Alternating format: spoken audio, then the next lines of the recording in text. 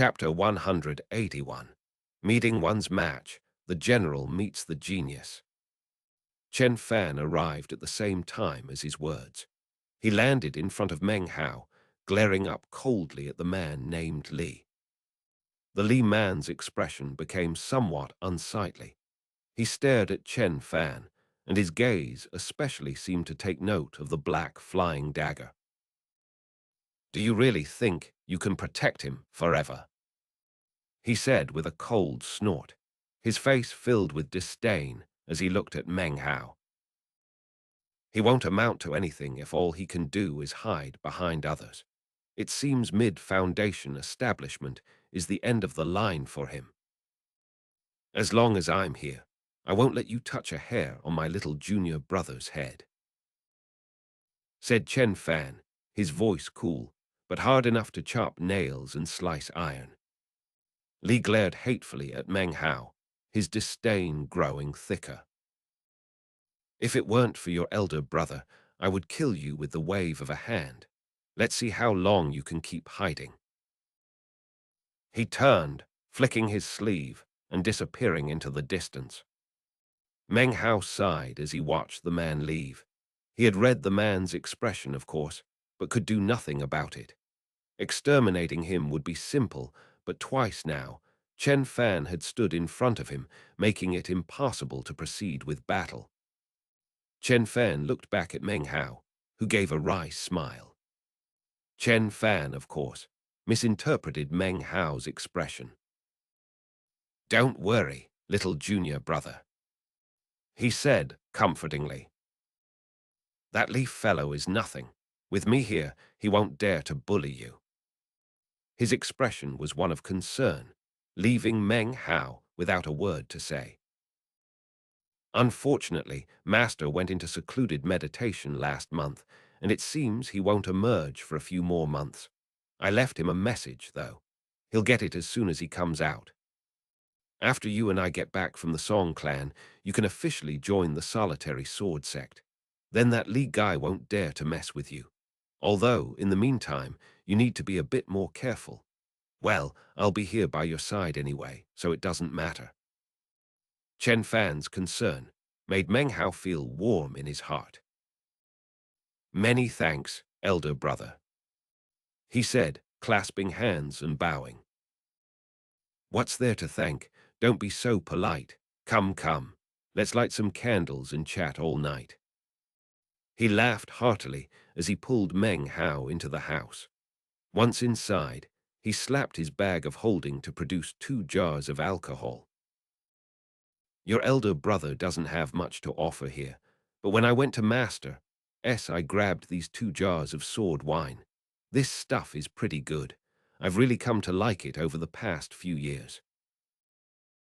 He handed one of the jars to Meng Hao, then opened his own and took a swig. Meng Hao accepted the jar and took a drink. His face immediately grew a bit red, and his entire body suddenly felt hot and dry. Sweat broke out all over. He took a deep breath and then slowly let it out. He felt as if his entire body had just been washed out. Sweating, he continued to breathe in and out. His eyes seemed to glisten a bit more brightly. He looked at Chen Fan. "What alcohol is this?" "Master brews it himself." "Heh heh. Come on, drink up. This alcohol is really good for cultivators, especially for the foundation establishment stage. It's comparable to medicinal pills." He smiled and took another drink. "I drink this stuff all the time. Oh, by the way, little junior brother, I see your cultivation base is at the mid-foundation establishment level. Don't forget, we cultivators are building mountains. You must establish a firm foundation." His words were earnest, causing Meng Hao to put down his jar of alcohol and listen thoughtfully. Occasionally, he nodded in agreement. "Don't greedily speed through the various stages and ignore your fundamentals. Take me, for example. I could have created my 4th Tao pillar and entered mid-foundation establishment last year, but Master wouldn't permit it. He always says that creating Tao pillars is like turning trees into boats. It can't be undone. The best thing to do is go with the flow and exercise caution. Creating a fourth Tao pillar isn't as important as refining the third pillar. Once it is full and complete, then the fourth Tao pillar can be created properly. Another thing, said Chen Fan, sounding extremely serious. During the course of our cultivating, we are bound to encounter friction with other cultivators. But you cannot solve all problems by killing. You need to understand that regardless of whether you're talking about magical techniques or magical items, they are all just ways to protect the Tao. They are protection, not the Tao itself. What is the Tao? My cultivation base isn't high enough, so I probably shouldn't even bring it up. But Master told me that even though he doesn't quite understand it himself, there's something that should never be forgotten. Killing and magical techniques are all just for protection. Don't let your Tao be overwhelmed by killing. You need to listen to your heart and follow your principles. Chen Fan looked Meng Hao over. You know, you seem to have a fairly strong killing aura. Even as the words came out of his mouth, a voice could be heard from within Meng Hao's bag of the cosmos. That's right, that's right.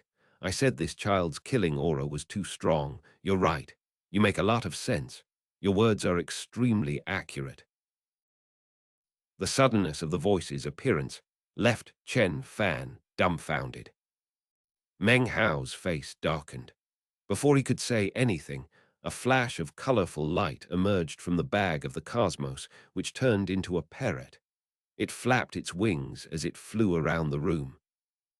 The meat jelly parrot had previously been in the blood-colored mask, preaching to the Li clan patriarch. Now, it flew a few circles around the room and then landed on Meng Hao's shoulder. "What's that?" said Chen Fan, still in shock. "I picked this thing up and found that it can't be thrown away," replied Meng Hao. Before he could finish, the meat jelly parrot interrupted him. "Son, you couldn't be more correct," it said, eyeing Chen Fan energetically. "Meng Hao's killing aura is too strong. It's wrong, immoral. Come, let's discuss a few things. I think I'm going to like you." Meng Hao took a deep breath and looked at Chen Fan sympathetically. He could only imagine the torture Chen Fan would be dealing with momentarily.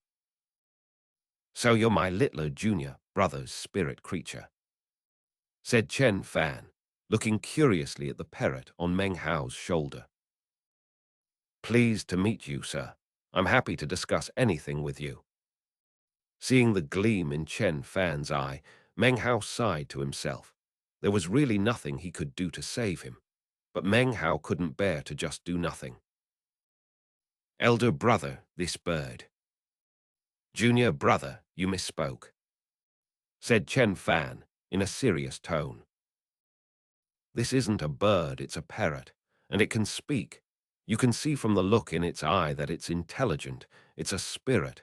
You really need to take good care of it." The meat jelly seemed to be on the verge of tears after hearing Chen Fan's words. It seemed to have finally met a kindred spirit. "You are so correct. You make so much sense. Why couldn't I have met you first? Aye. There's no need to bring that up. Now, why don't we discuss the meaning of life?" "The meaning of life, okay," said Chen Fan excitedly. "I've always wanted to have a discussion about the meaning of life, but for some reason, my master is always in secluded meditation. In fact, so are my junior and elder brothers.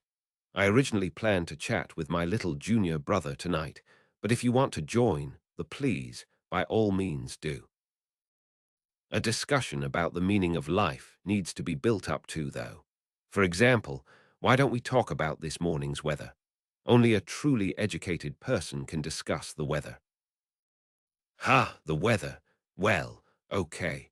I think the weather was excellent this morning. But you know, I think it might be more beneficial to discuss the killing aura coming off of my little junior brother." I completely agree with you there. You are so correct. You make so much sense. I always say that if the weather is bad, it can have a negative influence on your mood. don't you agree about that? Well, that's the first time I've heard of such a thing, said Chen Fan. But it actually makes a lot of sense. I remember one day a few years ago, it was really overcast outside, and my cultivation didn't go very well. I was fidgety all day. Yeah, I think what you said just now makes a lot of sense. A lot of sense? You think I make a lot of sense? Heavens, dear heavens. In this life and the life before that and the life before that, I've never met anyone who said such a thing. You think I make sense? The meat jelly parrot was shaking in excitement. It flew off of Meng Hao's shoulder to stand in front of Chen Fan. Their talking turned into a buzzing that filled Meng Hao's ears as he watched on in a daze. The eyes of both Chen Fan and the parrot began to shine brightly. They had both met their kindred spirits, and as they talked, it gradually became apparent that a contest of sorts had begun. Meng Hao suddenly shivered and edged backward. He moved as far away as possible to a distant corner of the building where he sat cross-legged to meditate. He feared that if he continued to listen, he would become far too annoyed. The clamor of the bird by itself was bad enough, but now, as Meng Hao looked at Chen Fan and the meat jelly parrot, a single thought ran through his mind. Meeting one's match, the general meets the genius. Time passed by, and Meng Hao did his best to ignore the sound of their conversation. 2 hours passed, and he finally opened his eyes. He had assumed their discussion would be nearing an end, but when he peeked over, he discovered that they were engaged in a lively conversation. Right, tell me, am I right or not? Absolutely correct. Actually, that makes me think about one day last year when Of course, that's what I said earlier. Oh, right, weren't we going to talk about the meaning of life? How about this? After we finish talking about this morning's weather, then we can talk about the noon sunshine. Great idea. Let's save the meaning of life for the end of the conversation. The best would be to wait until dusk. The best time to talk about life is under the setting sun. The sound droned on in Meng Hao's ears. He stared blankly at Chen Fan's excited face and the equally enthusiastic meat jelly parrot. One man, one bird, their eyes shining with anticipation.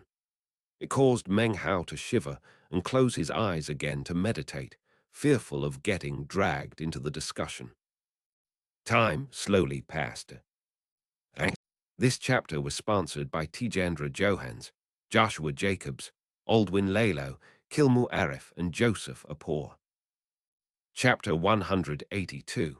There's always a bird out there that's better than you. Dawn. Meng Hao opened his eyes, then immediately closed them again. What a good friend. In the past several lives, I've only had myself to talk to. I never realized how boring it is to talk to myself, and I could never figure out why everyone hates me so much. They even call me ultimate vexation. Yeah, I haven't had a discussion like this the entire time I've been in the solitary sword sect. Come, now that we've finished talking about the noon sunshine, let's talk a bit about the afternoon. Late morning, sunlight filtered into the house. Meng Hao opened his eyes and stared blankly at Chen Fan and the meat jelly. He sighed and continued to meditate. Let me tell you, I'm sick of afternoons. I remember the afternoon of one year when You're right, I'm the same way. But the only thing I can do during that time is to grind my teeth. More hours passed, and soon it was afternoon. Meng Hao opened his eyes a few times, but all he could do was laugh bitterly and close them again. Chen Fan and the meat jelly had talked through the entire night, all the way through the morning. One man, one bird, seemingly inexhaustible, and in fact, in high spirits. Meng Hao couldn't help but admire elder brother Chen. It seemed he really was a perfect match for the meat jelly. Meng Hao sat quietly. He wanted to stand up, but was worried that Chen Fan and the meat jelly would drag him into their conversation. He took a breath and then closed his eyes, pretending that he couldn't hear anything that they were saying. Eventually, the sun began to set. I like sunset the best. Every time I gaze at the setting sun, I think of that time one year when I was just a tiny meat jelly. Sunset is immeasurably wonderful. You know, you really don't know how difficult it is to practice cultivation. Oh, that reminds me, throughout the years, I've actually collected 1,000 different stories about the sunset. I really want to tell you all of them. Come, come. I'll start with the first one.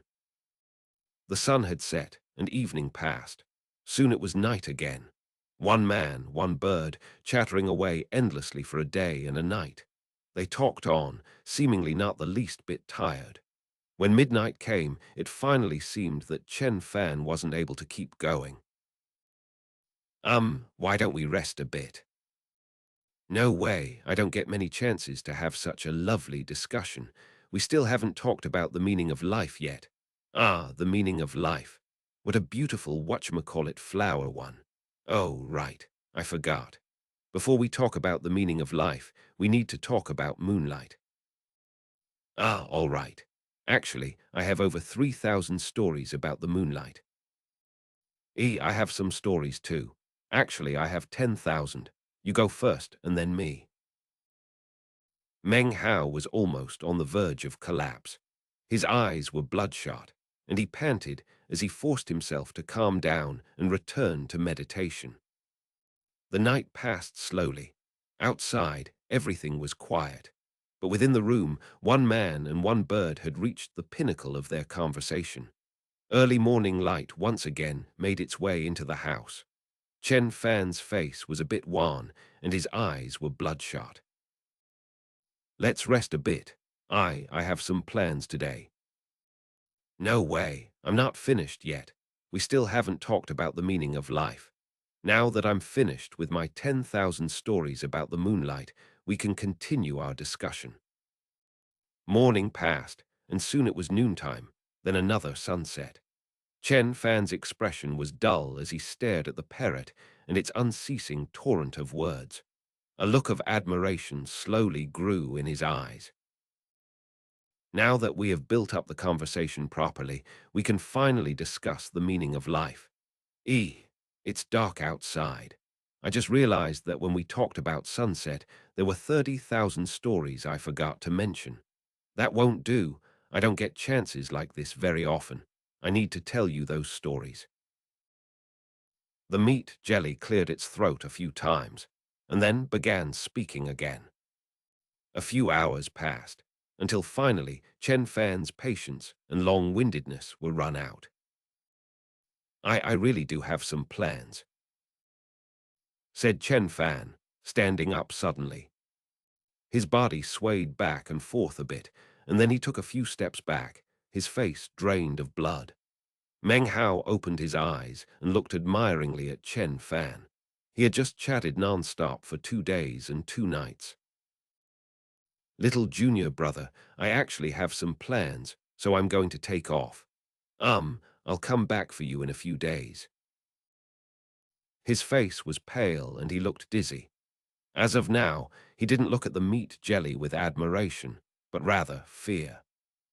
He'd always thought of himself as someone who could talk, but now he realized how wrong he was. There existed a bird that could surpass even him. Without waiting for Meng Hao to respond, Chen Fan opened the door and fled. Elder brother, Meng Hao called after him. I think you have an affinity with this talking spirit parrot. Why don't you take it with you? Chen Fan suddenly staggered, and his face twisted. Without an instant of hesitation, his body transformed into a beam of light that disappeared into the distance. What a good fellow, said the meat jelly parrot, sighing with emotion. I really like this elder brother Chen of yours. I haven't met someone in years who could carry on such a long conversation with me. We never discussed the meaning of life. Meng Hao's scalp suddenly began to grow numb. To be able to provoke such a reaction from elder brother Chen showed how truly powerful this meat jelly was. Such power was rarely seen in the world. "It's too bad I couldn't finish," said the meat jelly discontentedly. "I was just starting to get excited. Now it's all over." Chattering away, it flew up onto Meng Hao's shoulder. "Why don't you chat a bit with me? I'm feeling a bit lonely." Meng Hao's face went pale, and he took a deep breath. He forced a wry smile onto his face, and his mind spun, trying to come up with an idea. "I think perhaps you forgot someone," he said.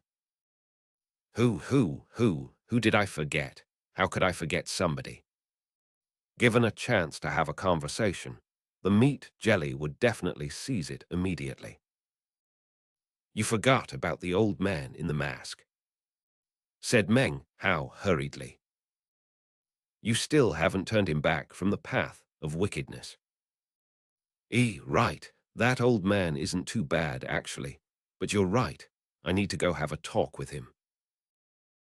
Face shining with anticipation, the meat jelly parrot flashed, instantly disappearing into Meng Hao's bag of the cosmos.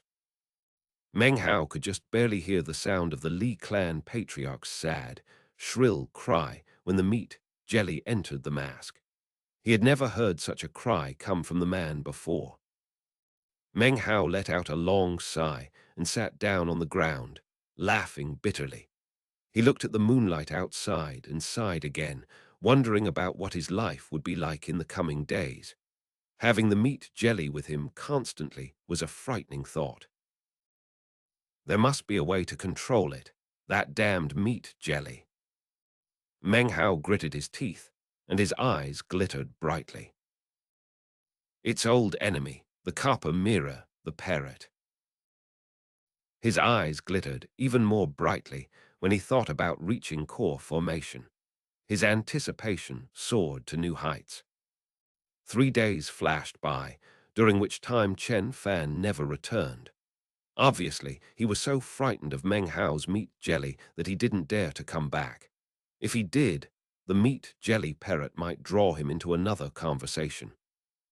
It was on the 4th day that he cautiously made his way back. He opened the door to the room, then immediately retreated several steps. When he saw that there was no parrot on Meng Hao's shoulder, he glanced around the room and then let out a sigh. Meng Hao could only give him a wry smile. What else could he say? Chen Fan stood nervously outside the room. "That little junior brother, it's gone." He looked very nervous. "Pretty much," replied Meng Hao, standing up and walking out. Chen Fan let out a long sigh and looked at Meng Hao with a forced smile. "Little junior brother, that parrot of yours is wow, what a bird. I truly admire it. Well, no need to talk about it, really. There are only a few more days until the Song clan's banquet. I've already arranged everything. When it comes time, we can teleport directly there. Today, why don't you let me show you around the solitary sword sect? After all, when we come back from the Song clan, this will be your sect, so you should get to know it."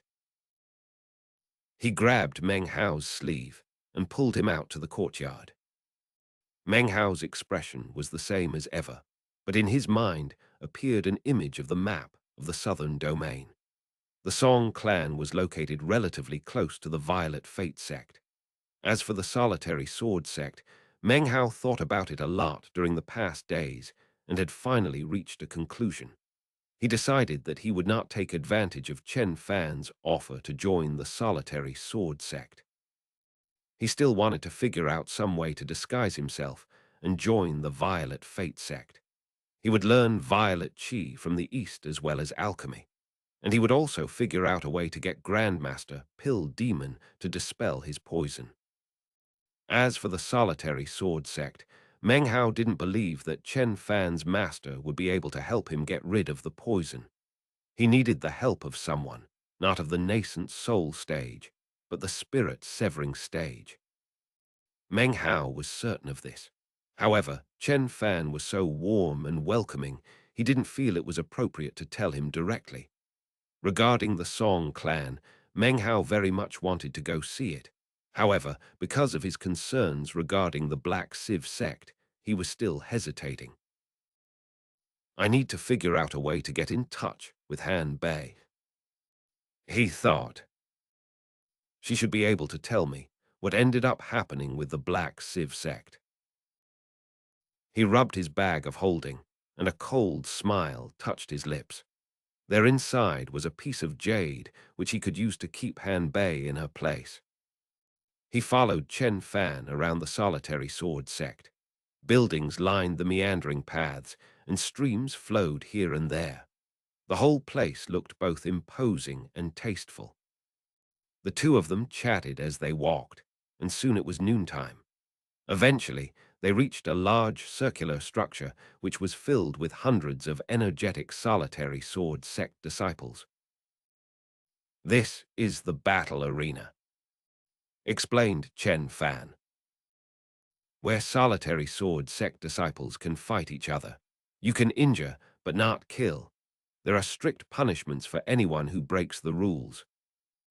Meng Hao looked at it and was about to walk away when suddenly his brow furrowed. A sinister voice suddenly rang out. Guests can fight in the battle arena to exchange techniques with our sect disciples. I, Li, shall enter the arena. I would like to invite this outsider guest to duel with me if he dares. It was none other than the middle-aged man named Li. A hypocritical smile covered his face as he strolled out from the crowd, staring mockingly at Meng Hao. Will you hide behind your elder brother again? Can you even make a single attack, you good-for-nothing loser? If you don't dare to fight, then you'd better hope you don't have to face me again in the future. Everyone's eyes came to rest on Meng Hao and Chen Fan. In this passage, he starts to erroneously quote a Chinese expression, but then kind of gives up in the middle. Chapter 183. How long since we saw that shy face? Meng Hao's expression was the same as usual. He wasn't the least bit moved. He looked calmly at the sneering Li, and Zhou Shanyu, who stood next to him, face grim. Chen Fan looked angry. He knew that elder brother Li and Zhou Shanyu were on good terms, and that neither of them liked him very much. It was only because of his flying dagger that they never did much to him. However, having Meng Hao at his side had caused innumerable difficulties with this sinister pair. If you want a fight, how about you two versus me? Said Chen Fan coldly. As fellow sect members, we have nothing to learn from each other. Laughed Li. I want to see if I can pick up a move or two from this outsider. Junior brother Chen, you aren't really going to prevent such an exchange, will you? Chen Fan gave a cold snort, grabbing Meng Hao to leave. Meng Hao smiled. He found the whole situation quite amusing. However, Chen Fan seemed devoted to keeping Meng Hao safe, and he didn't want to refuse his goodwill. He was just about to follow along with Chen Fan when Zhou Shanyu's dark voice rang out. If you're scared, we understand. The surrounding solitary sword sect disciples all laughed loudly. How about this? Elder brother Li will restrict his power to that of the mid-foundation establishment stage. That would make things fair. We really want to see what magic you outsiders have. Junior brother Chen, this matter has nothing to do with you. You can't keep him hiding behind you forever. Solitary sword sect cultivators generally stay away from outsiders. Many of them, although they didn't want to sneer at elder brother Chen, were getting excited at the scene which was playing out in front of them. Chen Fan ignored them, continuing to pull Meng Hao away. However, hearing Zhou Shanyu's words caused Meng Hao to suddenly stop in his tracks. He turned and looked at Li and Zhou Shanyu, forcing an outraged expression to appear on his face. Since a battle to the death is out of the question, we need to make a wager, he said, making his voice seem out of control. Hearing this, the surrounding solitary sword sect cultivators burst into more laughter. Many of them had cultivation bases lower than Meng Hao, but they were disciples of the solitary sword sect, the #1 sect in the southern domain. It was only natural for them to feel somewhat superior. Zhou Shanyu laughed, as did middle-aged Li. "Excellent," said Li. "If you stop hiding behind junior brother Chen and dare to fight me, then there's no harm in making a little wager. I have a treasured sword as well as several tens of thousands of spirit stones." Laughing, he slapped his bag of holding to produce an azure-colored sword. The sword aura which swirled around it wasn't spectacular, but wasn't ordinary either. "Little junior brother, you," said Chen Fan. He was about to continue when Meng Hao, eyes bloodshot, interrupted him. Glaring, he said, "A handful of spirit stones and a sword aren't enough for Meng Hao. Put some more onto the table, sir, and then I'll fight you." His loud voice rang out. The words he had spoken and the expression on his face were something he had long since become accustomed to using. He had faced many situations like this in the state of Zhao. Furthermore, he still had an unused golden spear in his bag of the cosmos. The crowd around them laughed loudly. Li looked at Meng Hao, his sneer growing larger. "Very well," he said. "Whatever you put up as stakes, sir, I will match in value." Next to him, Zhou Shanyu laughed. "No matter," he said. "Whatever you produce, if elder brother Li matches it in value, then so shall I." He glared at Chen Fan, and deep in his eyes, killing intent swirled. Meng Hao gasped. His eyes darted around as if he wished to run away. "Are you serious?" he said, his voice sounding forced. "You're in the solitary sword sect now," said Zhou Shanyu haughtily. "Do you really think we would lie?" Chen Fan grabbed Meng Hao's arm and was about to say something. Trembling, Meng Hao looked over at him and said, "Elder brother Chen, can you please loan me your flying dagger?" Chen Fan looked at Meng Hao for a long moment. Finally, he lifted his hand up, and the black flying dagger appeared, a blade which could unleash the power of the core formation stage. This dagger was extremely important to Chen Fan. If he lost it, his position within the sect would immediately become unstable. The repercussions would be dire. However, it only took the space of a few breaths for him to make up his mind to place it in Meng Hao's hand. This display of brotherly affection caused Meng Hao to look deeply at Chen Fan. A warm feeling filled his entire body, creating a memory that would exist for the rest of his life. "Junior brother," said Chen Fan, his eyes glowing with encouragement. "If you're really going to fight, then do so with a light heart. If you lose, it won't matter. No big deal. And if you win, then win something good." Although he didn't have much faith that Meng Hao could win, this was his style. Everything was quiet around them, as the crowd stared at the black flying dagger in Meng Hao's hand. The silence lasted only for a moment before a buzz of conversation filled the air. "That's Patriarch Zhou's core formation, flying dagger. That's the symbol of the 7 solitary sword sons, and elder brother Chen is actually giving it to a stranger to put up as stakes for a bet. These stakes are incredible." The surrounding disciples' eyes shone brightly, and more than a few produced transmission, jade slips to notify other fellow disciples of what was happening. "This is what I'm putting up. Now it's your turn. No bet, no fight." Meng Hao's voice was resolute, and his eyes shone with a do-or-die look. To the onlookers, however, it appeared that his coolness was forced, and that he was simply trying to bluff Zhou and Li into leaving him alone. Zhou Shanyu's body trembled as he glared at the black dagger in Meng Hao's hand. He panted, as did middle-aged Li. They exchanged an excited, shocked glance.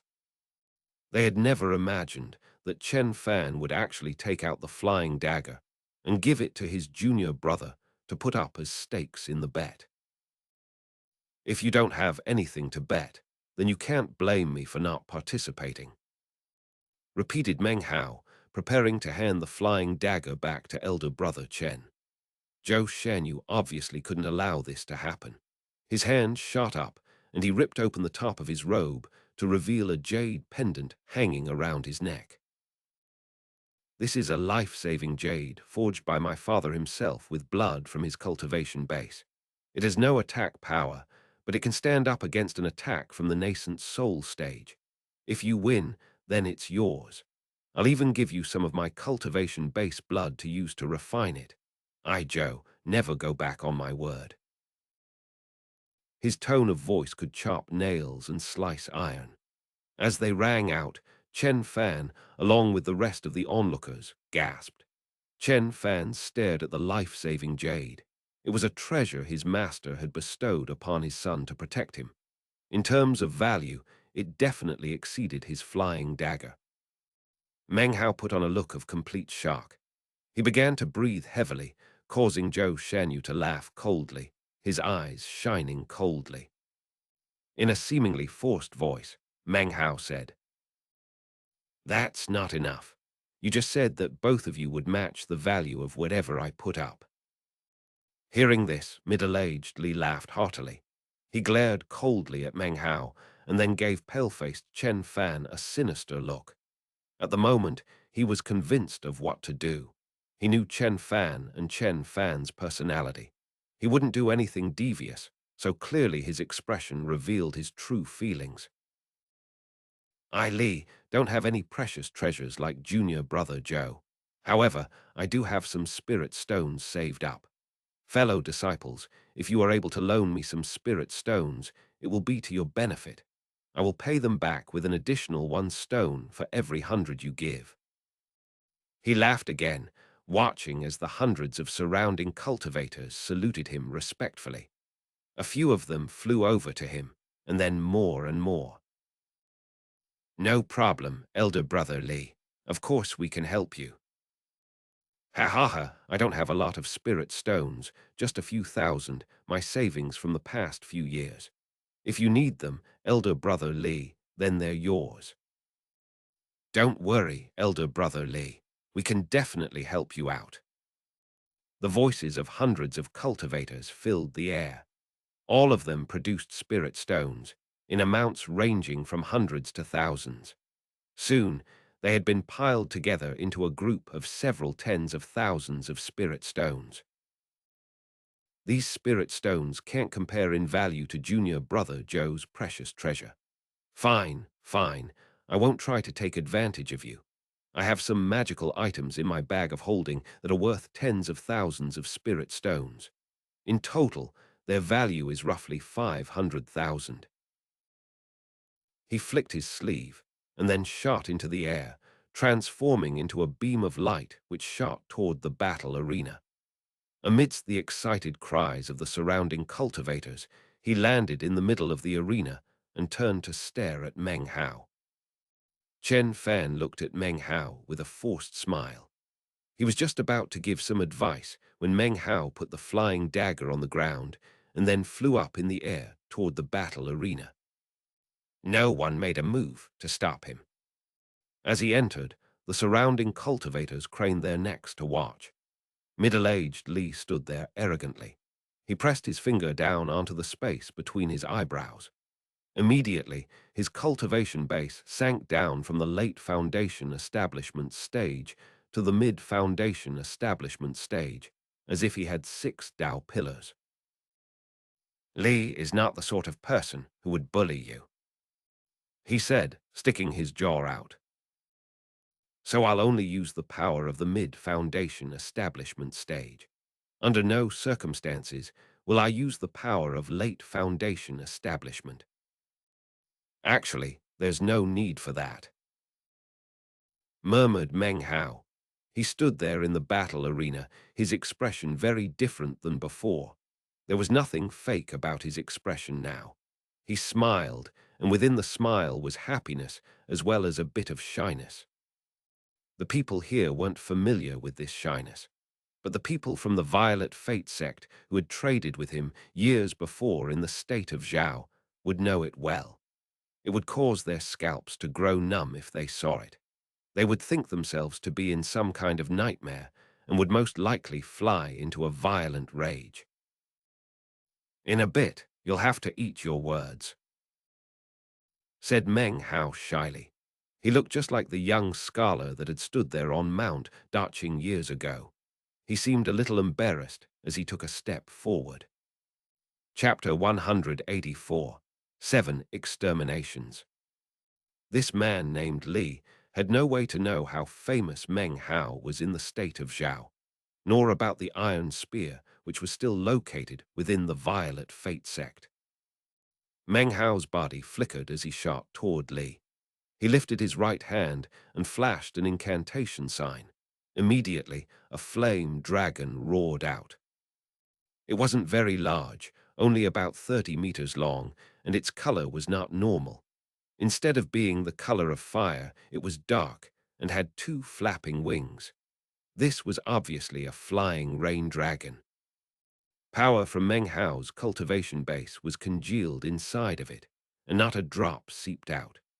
Only someone significantly more powerful than Meng Hao, someone of a higher stage, would be able to sense the slight fluctuations of the cultivation base power within it.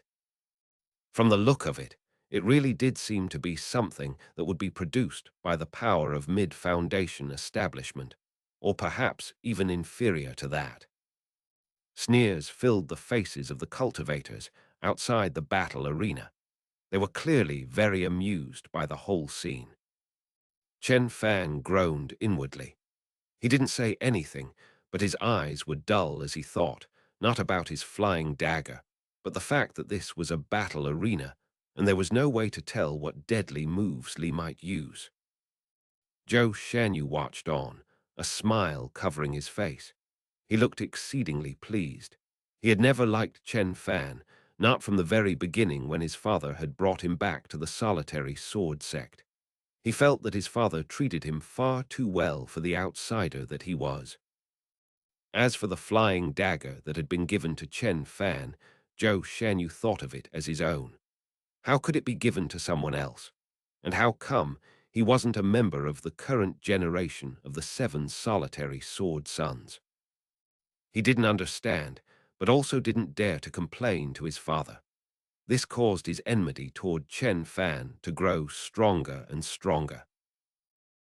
Finally, I have a chance today, he thought. Chen Fan, the flying dagger will finally belong to me. You trifling nobody. Do you really dare to contend with me?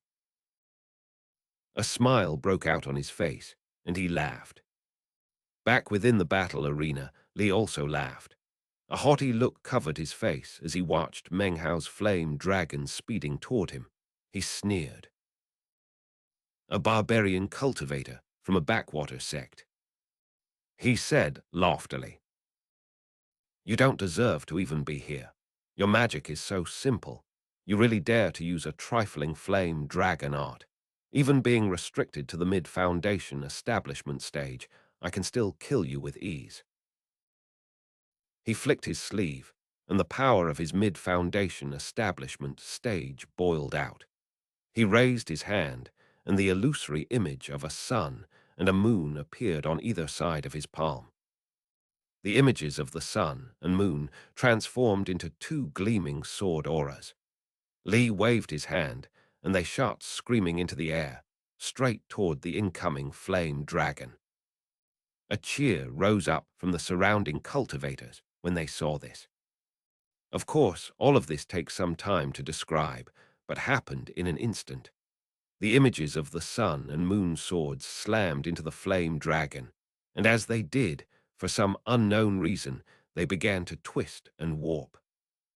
A bang exploded out as the moon sword pushed up against the flame dragon. It seemed like it was trying to move a mountain. The sword instantly collapsed to pieces. Before the pieces could float away, they were transformed into ash by the heat of the flame dragon. At the same time, the sun sword also collapsed. The 30-meter-long flame dragon didn't even seem to have been scratched. Its momentum increased as it shot toward Lee. As it shot forward, its body expanded. 30 meters, 90 meters, 150 meters. In the blink of an eye, it was 300 meters long and growing. A mysterious power emanated out from the flame dragon, forming into a monstrous flame sea. This was the aura of the flame dragon.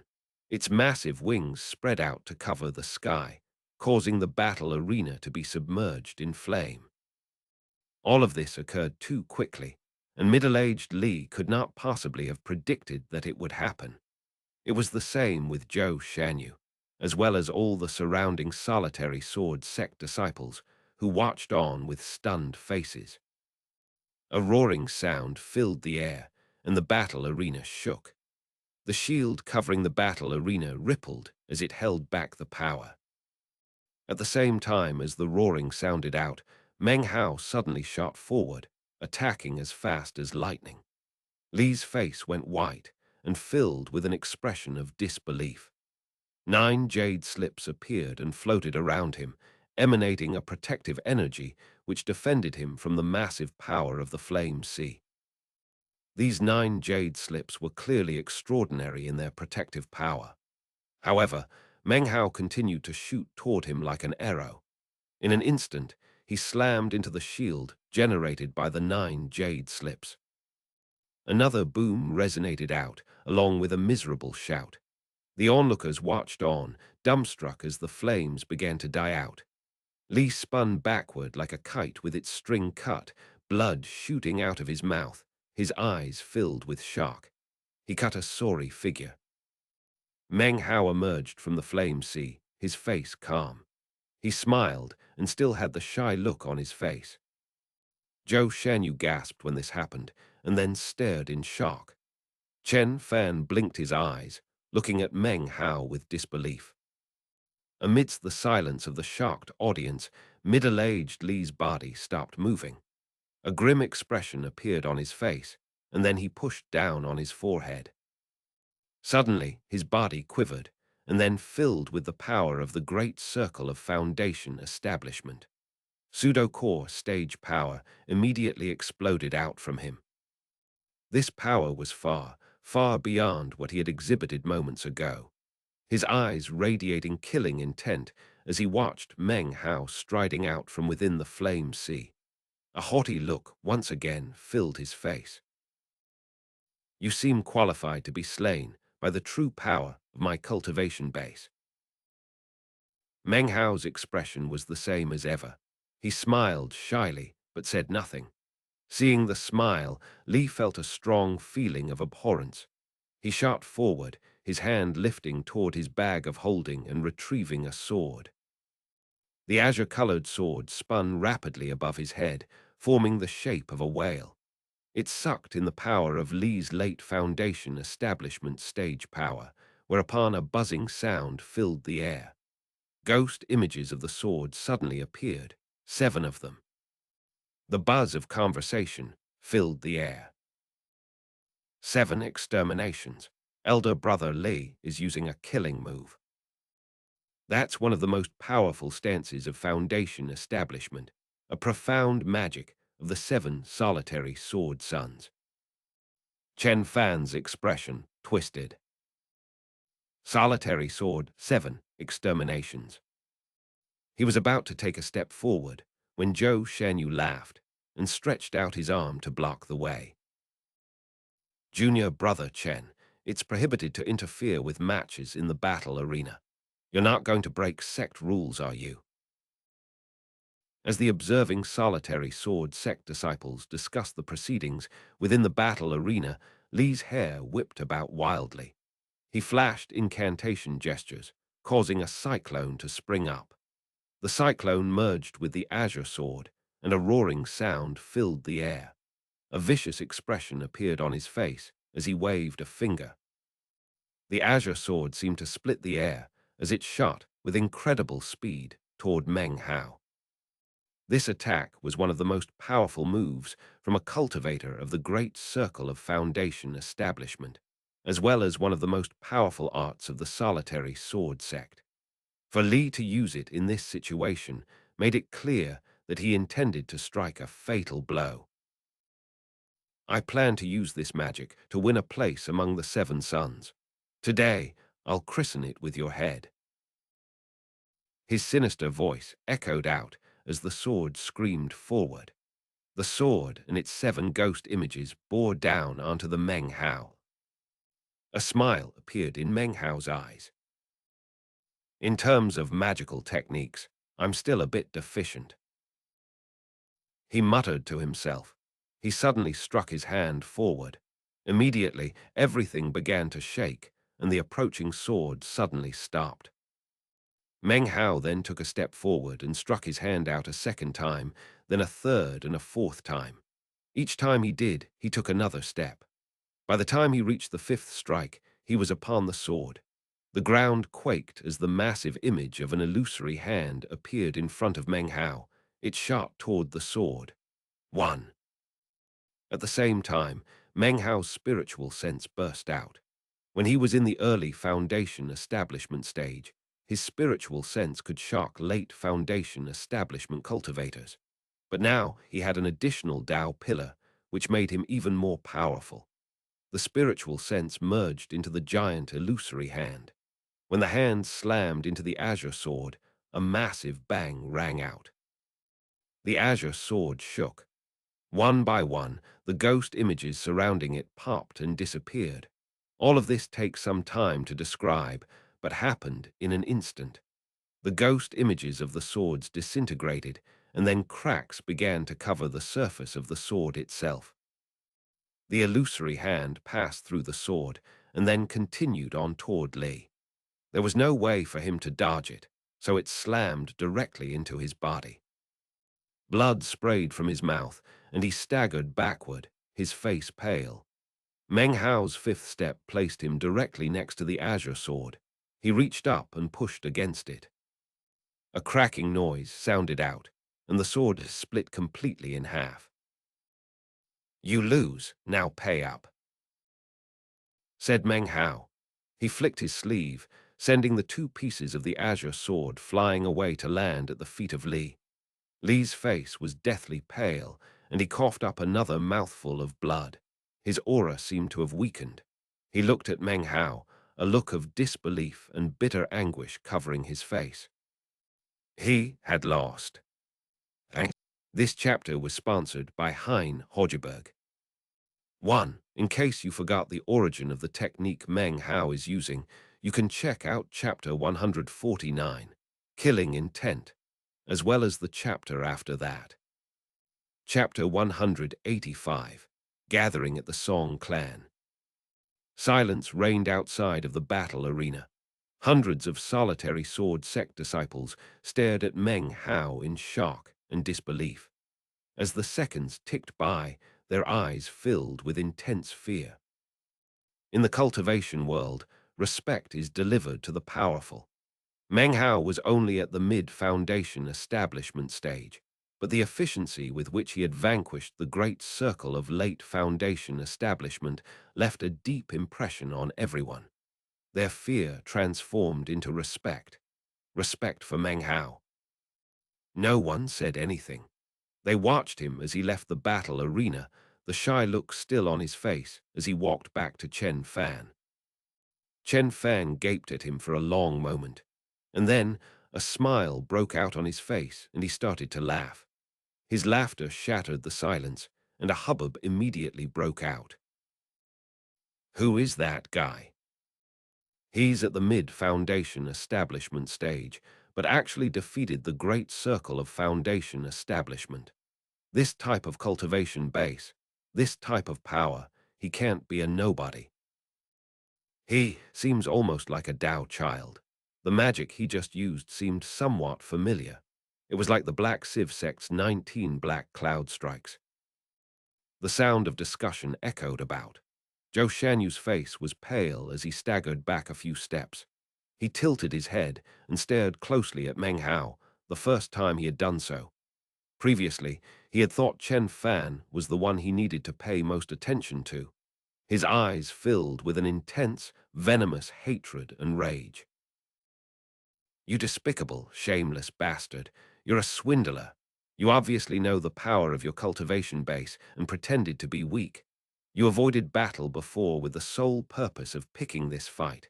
Your depravity knows no bounds." Zhou Shanyu was gnashing his teeth and cursing as middle-aged Li exited the battle arena, his face pale.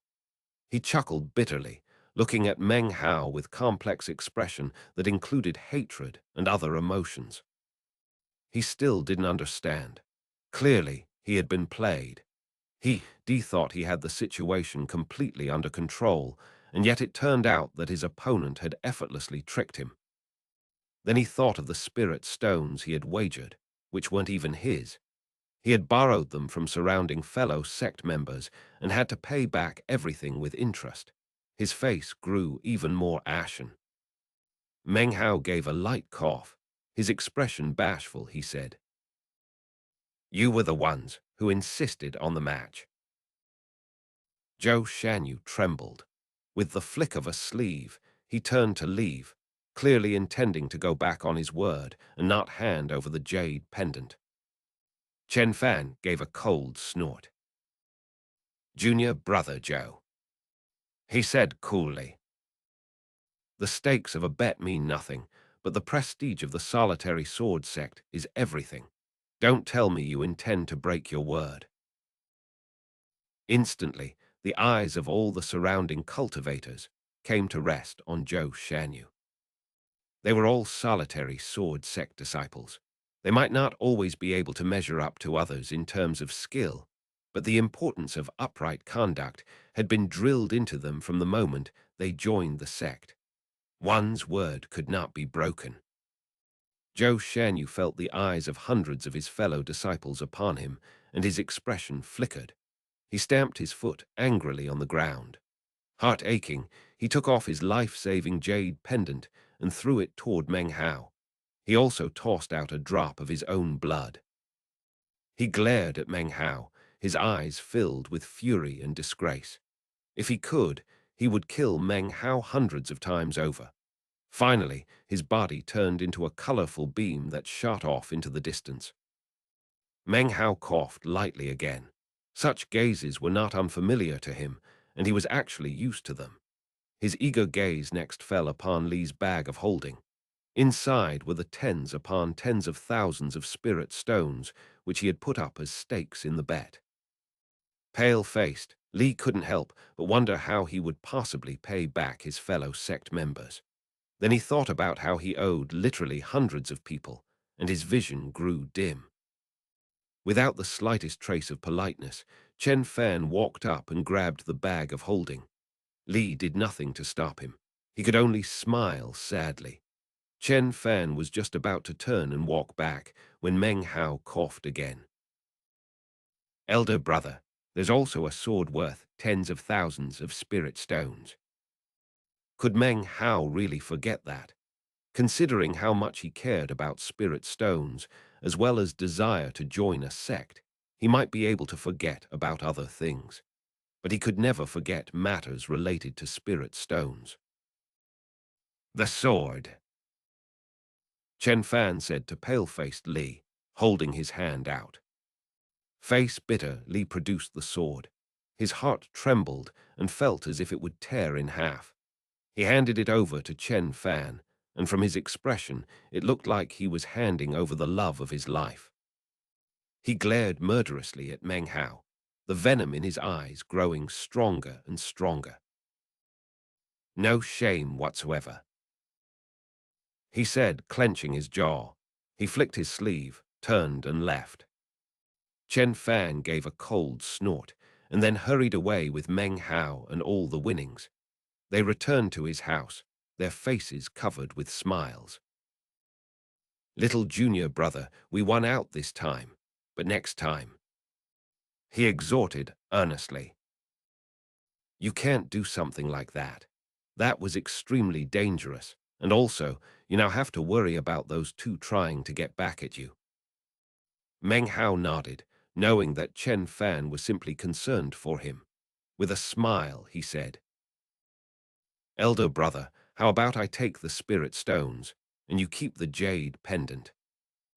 Chen Fan thought for a moment, and then replied, No, I don't need it. You take it. Listen to your elder brother. You take everything. This is my sect, so I have everything I need. As for the jade pendant, consider this. You take it, but when Master emerges from secluded meditation, return it. After all, you will eventually be a member of the sect. Meng Hao tried to convince him to take the piece of jade, but Chen Fan, although he didn't directly refuse, declined to take it. Finally, Meng Hao collected together all his winnings, whereupon Chen Fan produced some more alcohol. The two brothers sat down to drink and chatted about the Reliance sect. A few days passed, and Chen Fan's master continued to remain in secluded meditation. The date of the banquet at the Song clan drew closer. Finally, one morning at dawn, the sound of bells filled the solitary sword sect. At the bottom of the mountain was a stretch of ground normally covered with restrictive spells. Currently, people were flying from all directions toward this very area. Meng Hao was among them, flying alongside Chen Fan. As he approached, the first thing Meng Hao noticed was an enormous teleportation portal, surrounded by 9 stone pillars. Not far away from it, a gray-robed old man sat cross-legged and motionless. That's the portal keeper, said Chen Fan quietly. His only job is to keep watch over the teleportation portal. Meng Hao nodded, shifting his gaze to look at the portal itself, as well as the surrounding area. Other than Chen Fan and himself, there were 3 others present. They all wore the Taoist robes of the solitary sword sect and had large swords strapped to their backs. When he looked at them, they looked back and gave him slight nods. With a smile, Meng Hao clasped hands and saluted them. They smiled back. Despite the lack of any words being exchanged, Meng Hao could tell that they knew who he was. Obviously, his match with Li had gained him no small amount of prestige in the solitary sword sect over the past few days. Time passed, and more people arrived. After the time it takes half an incense stick to burn, there were about 18 people present. None of them were very old. Most were around 30, and some seemed to be as young as 20. They seemed to brim with vitality and were all extraordinarily good-looking. Furthermore, all of them were in the foundation establishment stage, 2 of the group being at the late foundation establishment stage. As they arrived, each one would look at Meng Hao. Some would then nod, others simply ignored him. Soon Elder Fan will arrive, whispered Chen Fan. He'll lead us through the teleportation portal to the Song clan. Your elder brother is going to work hard to get you a beloved.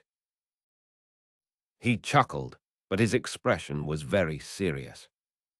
Meng Hao gaped. This was the second time Chen Fan had brought up the matter. Meng Hao had a strange feeling about this trip to the Song clan. Time passed, and soon a beam of light appeared in the sky, a few dozen meters wide. In an instant, it had reached them, and an old man appeared, wearing a voluminous Taoist robe. His face was ruddy, and he had a full head of long, white hair. He carried a gourd of alcohol in his hand, and strapped to his back was a huge pitch-black sword. He had a brandy nose, and his entire body emanated the smell of alcohol. His robe was wrinkled and messy. He burped. "Greetings, Elder Fan," said Chen Fan and the others, immediately clasping hands in salute. Meng Hao also bowed his head and clasped hands in greeting. "All right, you little brats. Let's see if any of you are lucky enough to take that song girl in marriage and bring honor to the ancestors of the solitary sword sect." The old man's sonorous voice echoed out, shaking Meng Hao and even the very ground, it seemed. When he said the words, "Bring honor to the ancestors," his voice grew especially loud, causing the gray-robed man to open his eyes and then slowly shake his head. He seemed to find the wording somewhat inappropriate. However, he said nothing. "He's definitely not a core formation cultivator," thought Meng Hao, taking a deep breath. He had seen nascent soul eccentrics before, and it seemed that's exactly what this man was. Nascent soul stage. Chen Fan stepped forward. Raising hands again in a respectful salute, he said, "Elder Fan, this is a disciple from my former sect, my junior brother who—" "Got it, no problem. Don't forget to bring me a few jugs of your master's alcohol when we get back." The old man clapped Chen Fan on the shoulder. He glanced at Meng Hao and then strode forward toward the teleportation portal.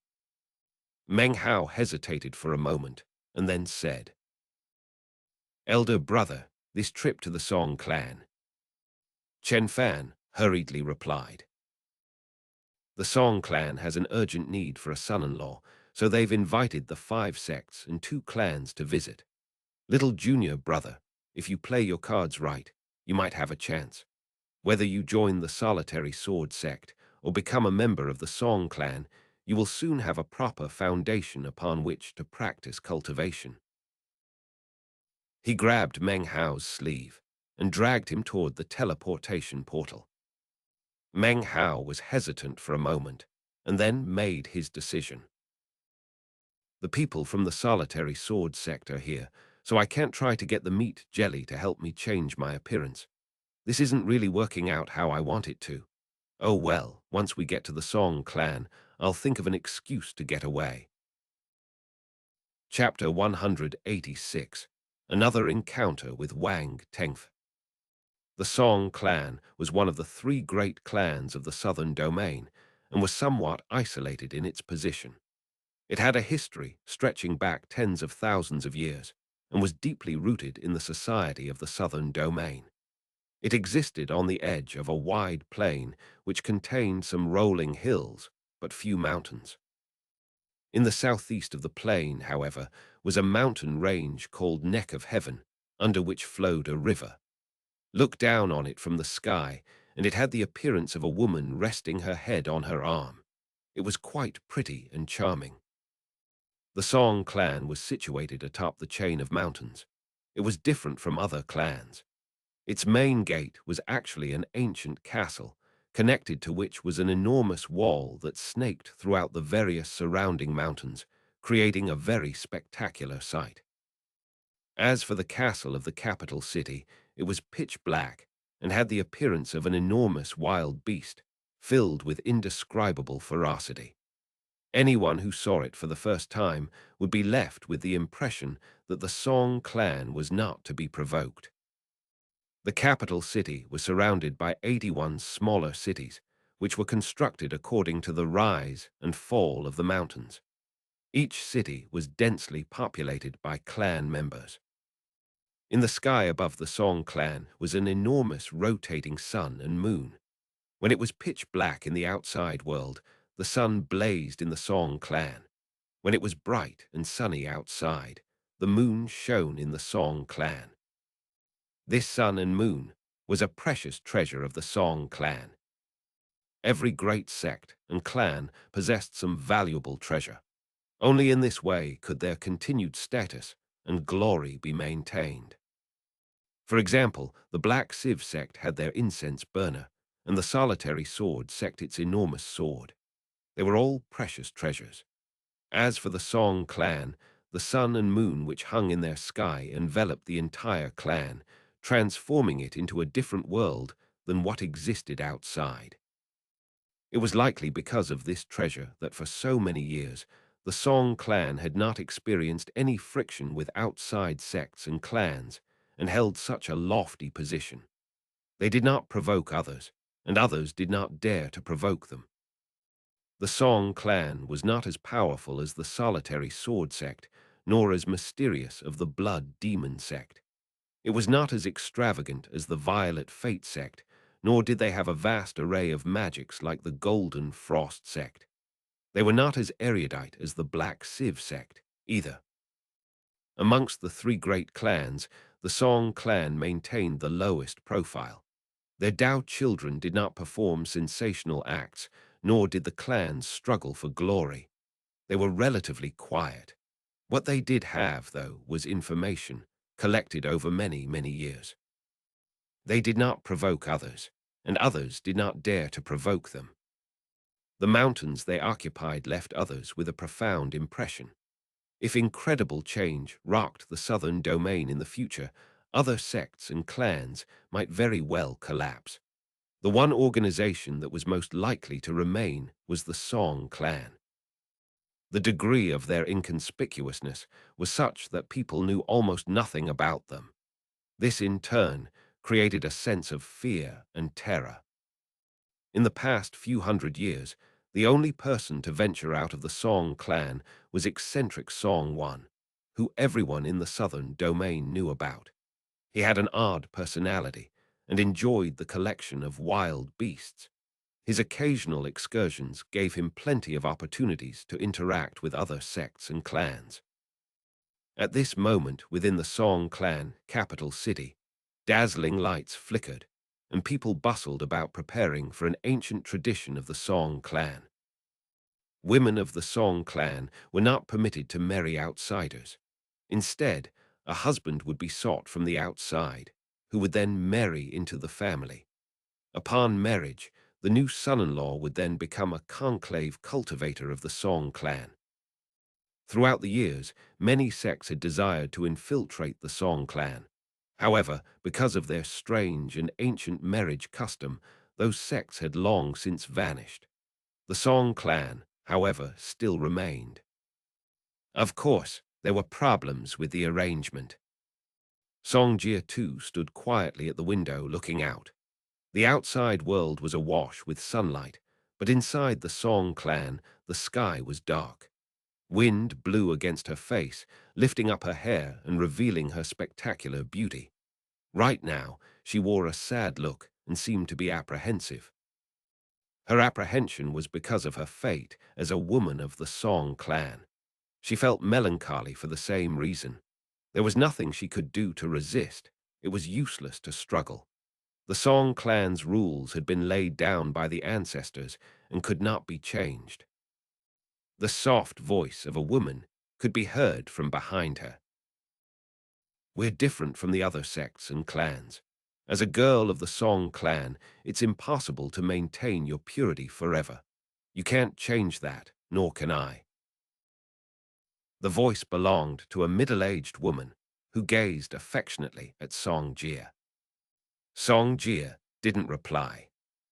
After a while, though, she nodded. In her mind, images appeared from the Blood Immortal Legacy tournament.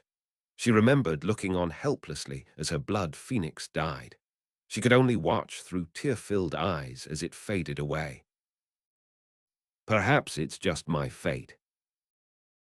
Her face filled with exhaustion. The exhaustion did not mar her good looks. In fact, it seemed to give birth to a tender beauty. The woman behind her could sense what Song Jia was feeling. She stepped forward and stroked Song Jia's long, beautiful hair. It is fate, she said. But it's not destiny, it's a mission. A mission from the Song clan of the Southern Domain. 3. The destruction of the Southern Domain. Gather 100 clans, fuse their bloodlines, evade the palace of the heavens. Song Jia murmured the words which she had heard people recite ever since she was young. But father said that no power within the entire Southern Domain could bring about its complete destruction. Nothing in the eastern lands could do so either. She looked back at the middle-aged woman. That's a legend which has existed since ancient times. Mother doesn't know what it means either. Mother and daughter were silent for a while after that. Meanwhile, outside of the Song clan, the sun blazed brightly in the sky. On the plains below the Song clan, a glittering light shined out, which grew in intensity over the space of about 10 breaths. Then it gradually disappeared, revealing a dozen or more people. Meng Hao sucked in a deep breath and rubbed the bridge of his nose. It seemed his body wasn't really suited for teleportation. He looked around and immediately noticed that up ahead existed a world of darkness. There was a huge mountain range, hanging over which was a moon. He gaped at the bizarre sight. Next to him, Chen Fan sighed with emotion. We're in Song clan territory now. It's my first time here, but I've heard people talk of how astonishing the Song clan is. The old man lifted his gourd of alcohol and took a drink. Then he let out a loud burp and laughed heartily. His laughter filled the air, after which several beams of light shot out from the darkness of the Song clan. "Brandy nose," said a voice from within the approaching beams of light. It didn't sound pleased. "How come the solitary sword sect sent you? I can smell the stench of alcohol coming off of you from here." "Eccentric Song, how could I not come? This old Taoist is going to drink his fill before he leaves." The old man suddenly shot up into the air. Meng Hao took a deep breath. The words "eccentric Song" filled him with fear. He looked up into the sky and could just make out the image of Song clan members within the beams of light. One of them was an old man who, although Meng Hao had never seen before, he immediately knew was the same eccentric Song from that time in the state of Zhao. "I just arrived and already ran into him," thought Meng Hao. "I can't stay here long. If eccentric Song finds out I'm here, the consequences will be terrible." Meng Hao was just about to try to sneak off when Chen Fan grabbed him. "Little junior brother, did you see? I'm not sure of the name of that member of the elder generation, but I heard everyone calls him eccentric Song. They say he has a very bizarre personality and that he owns tons of wild beasts. He also likes to make bets with other sects all the time." Meng Hao interrupted him with a forced smile. "Elder brother, I really can't proceed any further, I have to." Before Meng Hao could finish speaking, the old man from the solitary sword sect and eccentric Song suddenly started yelling at each other. "Your Song clan is entirely too stingy. 10,000 Trees Mountain only has a single pearl as the reward. What good is a crappy pearl? That's the prize that my solitary sword sect kids are supposed to fight for. No way. It's a cubic pearl that can dispel even the strangest poisons in the world," replied eccentric Song. "It's a treasure refined by the sun and moon of the Song clan.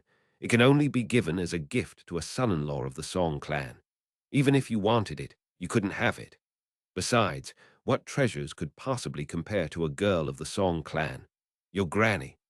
Are you solitary sword sect people here because of the search for a son-in-law or just to grab treasures?" Hearing this exchange, Meng Hao's eyes flickered. Next to him, Chen Fan frowned. "Little junior brother, you should really think things through," he said earnestly. "You'll be able to make a lot of friends here. Li Fugui will be here too, and you haven't seen him for years. However, if you truly must leave, then elder brother won't stop you." Meng Hao lowered his head thoughtfully for a moment, then looked up and smiled. "Fine, since I'm here, I might as well check things out." Chen Fan smiled in return. He clapped Meng Hao on the shoulder and was just about to continue speaking when another blinding light appeared. It spread out, attracting the attention of everyone, including eccentric Song and the old man from the solitary sword sect. The glowing light spread out, and within, the figures of dozens of people gradually grew distinct. Meng Hao's eyes glittered, and Chen Fan frowned. These were people from the Wang clan. The group was comprised of both men and women. They looked around after they appeared, and their eyes were especially drawn to the mountain chain in the distance, upon which the Song clan was situated. At the front of this group of people was an old man whose face was covered with a tranquil expression. He strode forward, looking up at eccentric Song and the old man from the solitary sword sect. "Fellow Taoist fan," he said, "you arrived quickly. Could it be that you caught a whiff of the Song clan's alcohol, causing you to arrive faster than everyone else?" Elder Fan laughed and took a swig of alcohol. "I'm not that fast. At least, I'm not as fast as fellow Taoist Wang was that time back at the Rebirth Cave. The speed and beauty of your retreat were incredible." The old man from the Wang clan smiled. He didn't respond, but clasped his hands and gave a slight bow to eccentric Song.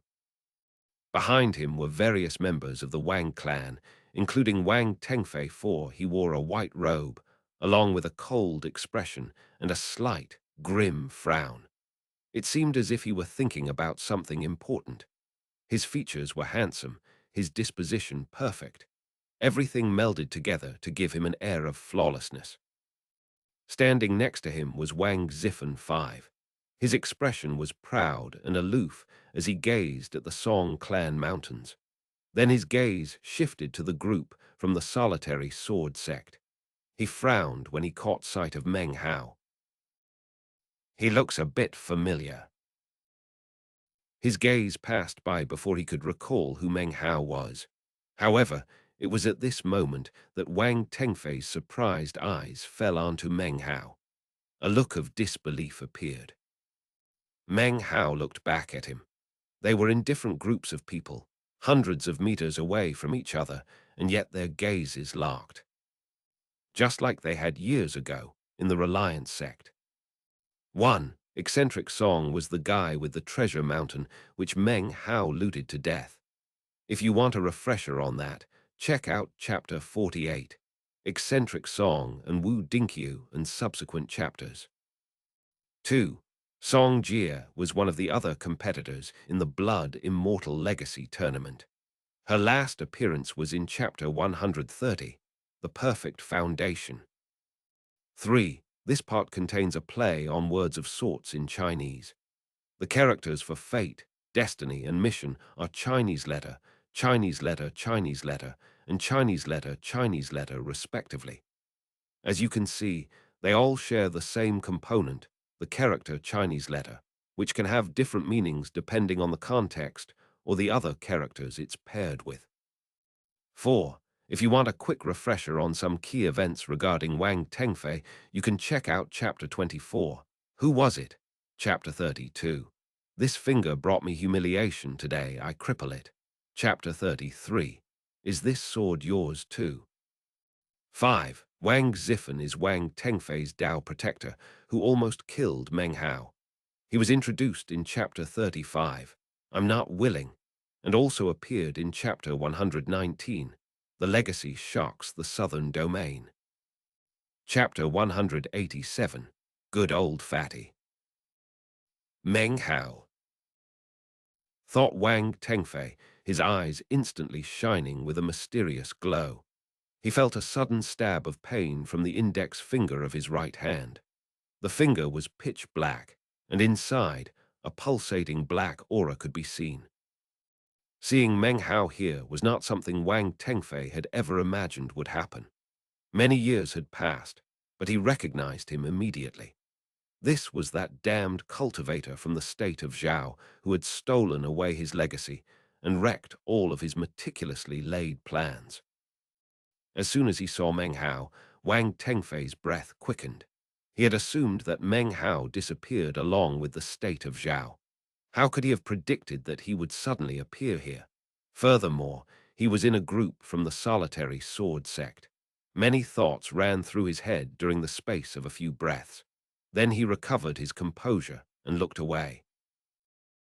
Since he's here, thought Wang Tengfei, I'll have to find an opportunity to sacrifice him to my poisoned finger. His expression calm, he slowly began to exhibit the same disregard for Meng Hao that he had years ago. It was as if he would eternally be above Meng Hao. It didn't matter if they were in the state of Zhao or the southern domain. He didn't care at all about Meng Hao. He was a member of the Wang clan. He was chosen. He was superior. And as for Meng Hao, it didn't matter what relationship he had with the solitary sword sect. To him, Meng Hao was nothing more than an insect. He had perfect good looks and a flawless temperament. He stood there, slowly becoming the center of attention. He smiled lightly, his expression indifferent. The disregard for Meng Hao which existed in his heart slowly transformed into scorn and arrogance. He tilted his head up, and it appeared for all intents and purposes that Meng Hao was nothing to him and could be crushed on a whim. At the same time, Wang Zifen frowned slightly. He looked at Meng Hao again, and a mysterious look appeared in his eyes. A smile tugged at the corners of his mouth. It was a smile similar to Wang Tengfei's, filled with scorn and disregard. Now he remembered the scene from years ago. He remembered this ant that he almost crushed on the top of the east mountain of the Reliance sect, only to be stopped by He Luohua. Interesting, he said with a chuckle. His words did not echo out and could only be heard by Wang Tengfei. So we once again run into this insolent kid. Tengfei, now is your chance to conclude matters from all those years ago. Kill him and prove that everything I've told you is true. You are chosen, and he is nothing more than an insect. Wang Tengfei smiled. I've long since stopped thinking about the things that happened that year, he said coolly. However, I really should take his head. He looked at Meng Hao once again, and his eyes brimmed with confidence in his ability to kill him. It would be as easy as turning over his hand. He looked away, ignoring Meng Hao and staring off into the distance. He appeared thoughtful once again, as if he were wrestling with some matter in his heart. Don't overthink things, said Wang Zifen, his voice low. You need to trust Chu Yuan. Wang Tengfei was quiet for a long moment, then growled. If I ever find out who it was, I'll tear him into 1,000 pieces. His eyes were filled with cold, callous hatred, as well as humiliation. Killing intent roiled out of him, much more intense than when he had seen Meng Hao. This matter was something he could not ignore, something he could not cool down from. Meng Hao's expression was the same as ever. Seeing Wang Tengfei here wasn't completely unexpected. However, it naturally caused various emotions to bubble up within him. The enmity between him and Wang Tengfei was not something he cared much about anymore. Years had passed, and as of now, Meng Hao actually felt that he had been a bit too hot-blooded in his youth. There were definitely some areas in which he was in the wrong. Now, Meng Hao's cultivation base was at the mid-foundation establishment stage, and his battle prowess put him in the same league as Dao children, although few people knew that. In Meng Hao's estimation, if he could defeat Wang Tengfei when in the qi condensation stage, then nowadays it wasn't even worth thinking about. What concerned him most was the Song clan's search for a husband, and the cubic pearl that eccentric Song had mentioned moments ago. It could dispel the strangest poisons in the world, and that made Meng Hao's heart palpitate with eagerness. He wasn't sure if the cubic pearl could dispel the poison of the resurrection lily, but considering the Song clan was offering it up as a prize, it was surely no ordinary object. I wonder if it really can dispel the poison. If it can, then maybe I won't need to infiltrate the Violet Fate sect after all. Staying in the solitary sword sect wouldn't be bad. His heart pounded in anticipation. As he traveled the path of cultivation, his next big hurdle would be core formation. That was a difficult bridge to cross, and joining a powerful sect would surely help. After a long moment of thought, his eyes filled with determination. Up above, eccentric song, elder fan, and the nascent soul cultivator from the Wang clan turned into beams of prismatic light that shot toward the darkness which surrounded the Song clan. Two other Song clan members had come out with eccentric song. They split, one walking toward the solitary sword sect's group, the other to the Wang clan's group. They clasped hands and bowed. Smiling, they said, "Fellow Taoists of the solitary sword sect and Wang clan, please follow us. We will enter the mountains of the Song clan together." Everyone flew up into the air. Various members of the solitary sword sect and the Wang clan were obviously acquainted. The two groups merged into a larger group. Talking and laughing could be heard as they transformed into beams of light and shot toward the Song clan. Meng Hao and Chen Fan were on the edge of the group, some distance away from the Wang clan cultivators. Wang Tengfei flew along, expression cold. He frowned, apparently too busy being lost in thought to pay any attention to Meng Hao. They flew at high speed, and very soon reached the area where the brightness of the outside world gave way to the darkness of the Song clan. The instant they entered, Meng Hao's heart leaped. He had just discovered a major difference between the outside world and the Song clan. The spiritual energy here could be felt and absorbed. This unexpected turn of events shook Meng Hao's mind and heart. Of course, after all his years of practicing cultivation, he was able to prevent his feelings from showing on his face. His expression was the same as ever. So it turns out, I can absorb spiritual energy in this place. This is the perfect location for me to practice cultivation. This discovery exceeded the entirety of Meng Hao's imagination. He was just preparing to rotate his cultivation base and begin to absorb spiritual energy when a thought flashed through his mind, and he stopped. One of the tools which Meng Hao had developed after escaping all the various snares and traps throughout the years was caution. Therefore, he would be cautious here, too. He looked around and soon began to pick up on some clues. As the solitary sword sect disciples flew forward, frowns appeared on their faces. "So, we can't absorb the spiritual energy here," Chen Fan whispered to him. "I heard before that the Song clan is strange, and that certainly seems true. Apparently, only members of the Song clan can do breathing exercises here to absorb spiritual energy. Other sects and clans are unable to. It's not that spiritual energy is forbidden here, it's that we can't absorb it." A bit more time passed. Seeing all the mountains and cities filled with cultivators pass by beneath him, Meng Hao was filled with a sense of mystery. After passing scores of mountains, they reached the Song clan's capital city. Within the capital city was an enormous square. Already, many cultivators from outside the Song clan had arrived there. Present were members of the Golden Frost sect and the Blood Demon sect. The place was alive with activity, and the hubbub of conversations filled the air. Even before the solitary sword sect and Wang clan cultivators could land, a loud voice drifted up into the air. "It's absolutely 100% true.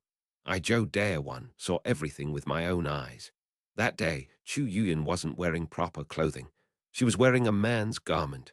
Furthermore, she seemed to be on very intimate terms with the male cultivator. You all don't believe me. I, Zhou Dare, swear an oath that if my words are in any way false, you can gouge my eyes out." The person talking was a young cultivator. He was speaking so passionately that spit flew out of his mouth. He gazed at the surrounding Song clan members with exuberant, shining eyes. As he spoke, he gesticulated wildly and jumped up and down. The dozens of surrounded Song clan members watched on in astonishment. The cultivators from the Blood Demon sect were situated off to the side. They sat there quietly, cross-legged, and in their midst was a Li Shiki too, dressed in a white robe. Sitting cross-legged next to Li Shiki were two people. One was Sang Luo's brother, and the other was none other than Wang Yaokai III. Wang Yaokai was looking quietly at the group of people from the Golden Frost sect. In their midst was a rather fat fellow whose face had a few pimples on it. He wasn't very tall, and at the moment he was smiling complacently at Zhou Dare. This was none other than Li Fugui. When the two of them had run into each other earlier, Fatty found, to his surprise, that Wang Yaokai responded coldly to his attempts to start a conversation and even pretended not to know him. At the moment, he wasn't sure what to think and could only sigh inwardly. You simply can't imagine the expression on Chu Yuyan's face. Continued Zhou Dare. I guess you can only say that it was wonderful. And that male cultivator, well, he was extraordinarily handsome, a dragon amongst men. Really. They embraced each other and exchanged some sweet words. As their hands groped each other frantically, they began to pant.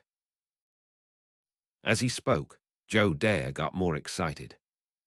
Li Fugui suddenly cleared his throat and spoke out in a loud and clear voice. I can bear witness to this, he said.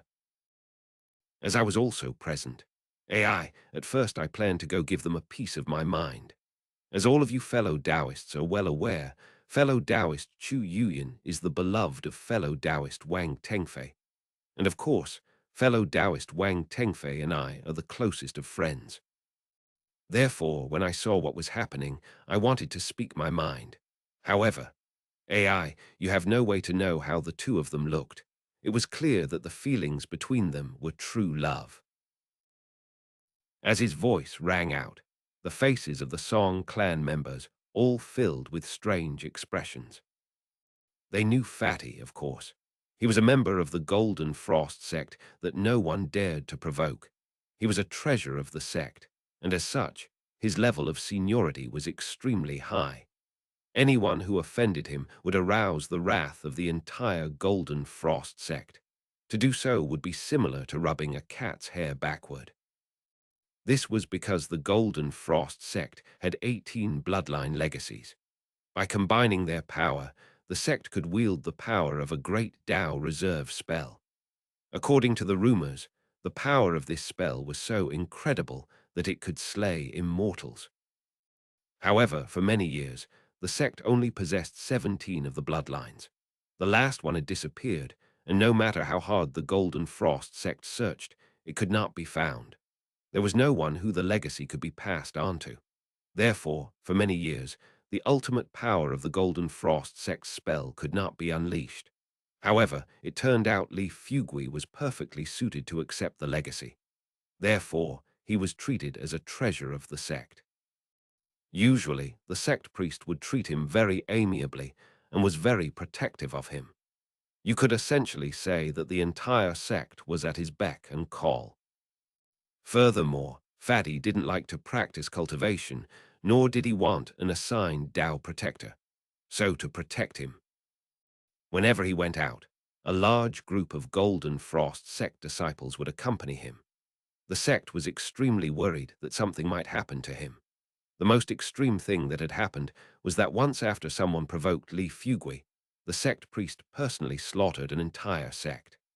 Afterwards, he issued a proclamation in the southern domain that anyone who dared to even touch Li Fugui would provoke the unbridled fury of the entire Golden Frost sect. Zhou Dare, of course, is the guy who saw Meng Hao and Chu Yuyan together, which happened in chapter 136. Zhou Dare. 2. Li Shiki is the blood demon sect Tao child who appeared in chapter 175. Li Shiki. 3. Wang Yaokai was one of the group of 4 young people brought to the Reliance sect in chapter 1. The others in the group were Meng Hao, Fatty, Li Fugui, and Little Tiger, Donghu. Wang Yaokai's last appearance was in chapter 130, The Perfect Foundation. Chapter 188, True Love is Priceless. Actually, Li Fugui was diametrically opposed to Wang Tengfei, and wouldn't let him off the hook for anything. Normally, whether he was inside the sect or outside, he constantly said sarcastic things about him. This, of course, made Wang Tengfei furious. However, there was nothing he could do about it. Offending Li Fugui was not an option. Their feud was a trifling matter of the junior generation. Furthermore, Li Fugui was too important to the Golden Frost sect. The difference between Li Fugui's importance to the Golden Frost sect and Wang Tengfei's importance to the Wang clan was immeasurable. Fatty suddenly leaped up onto the table, to the embarrassment of his fellow Golden Frost sect members. They could do little more than cough lightly and watch as he cried out, "Ah, true love! Fellow Taoists, could I really not see such a thing? It was definitely true love. How could I, Li Fugui, do anything to split apart such an affectionate couple? Would I really do that, just for my good-for-nothing friend Wang Tengfei? Would I really disturb a scene of true love? Never. I could never do such a thing. There's a saying which speaks of a love that can transcend something or other. I forgot. Anyway, someone told me something once. Actually, it was the best friend I've ever had, the person I admire most in the world.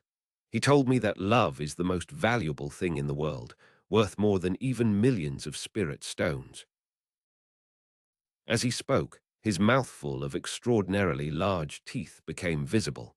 In the end, he began to choke up and started to cry aloud. Seeing this caused the Song clan members to smile wryly.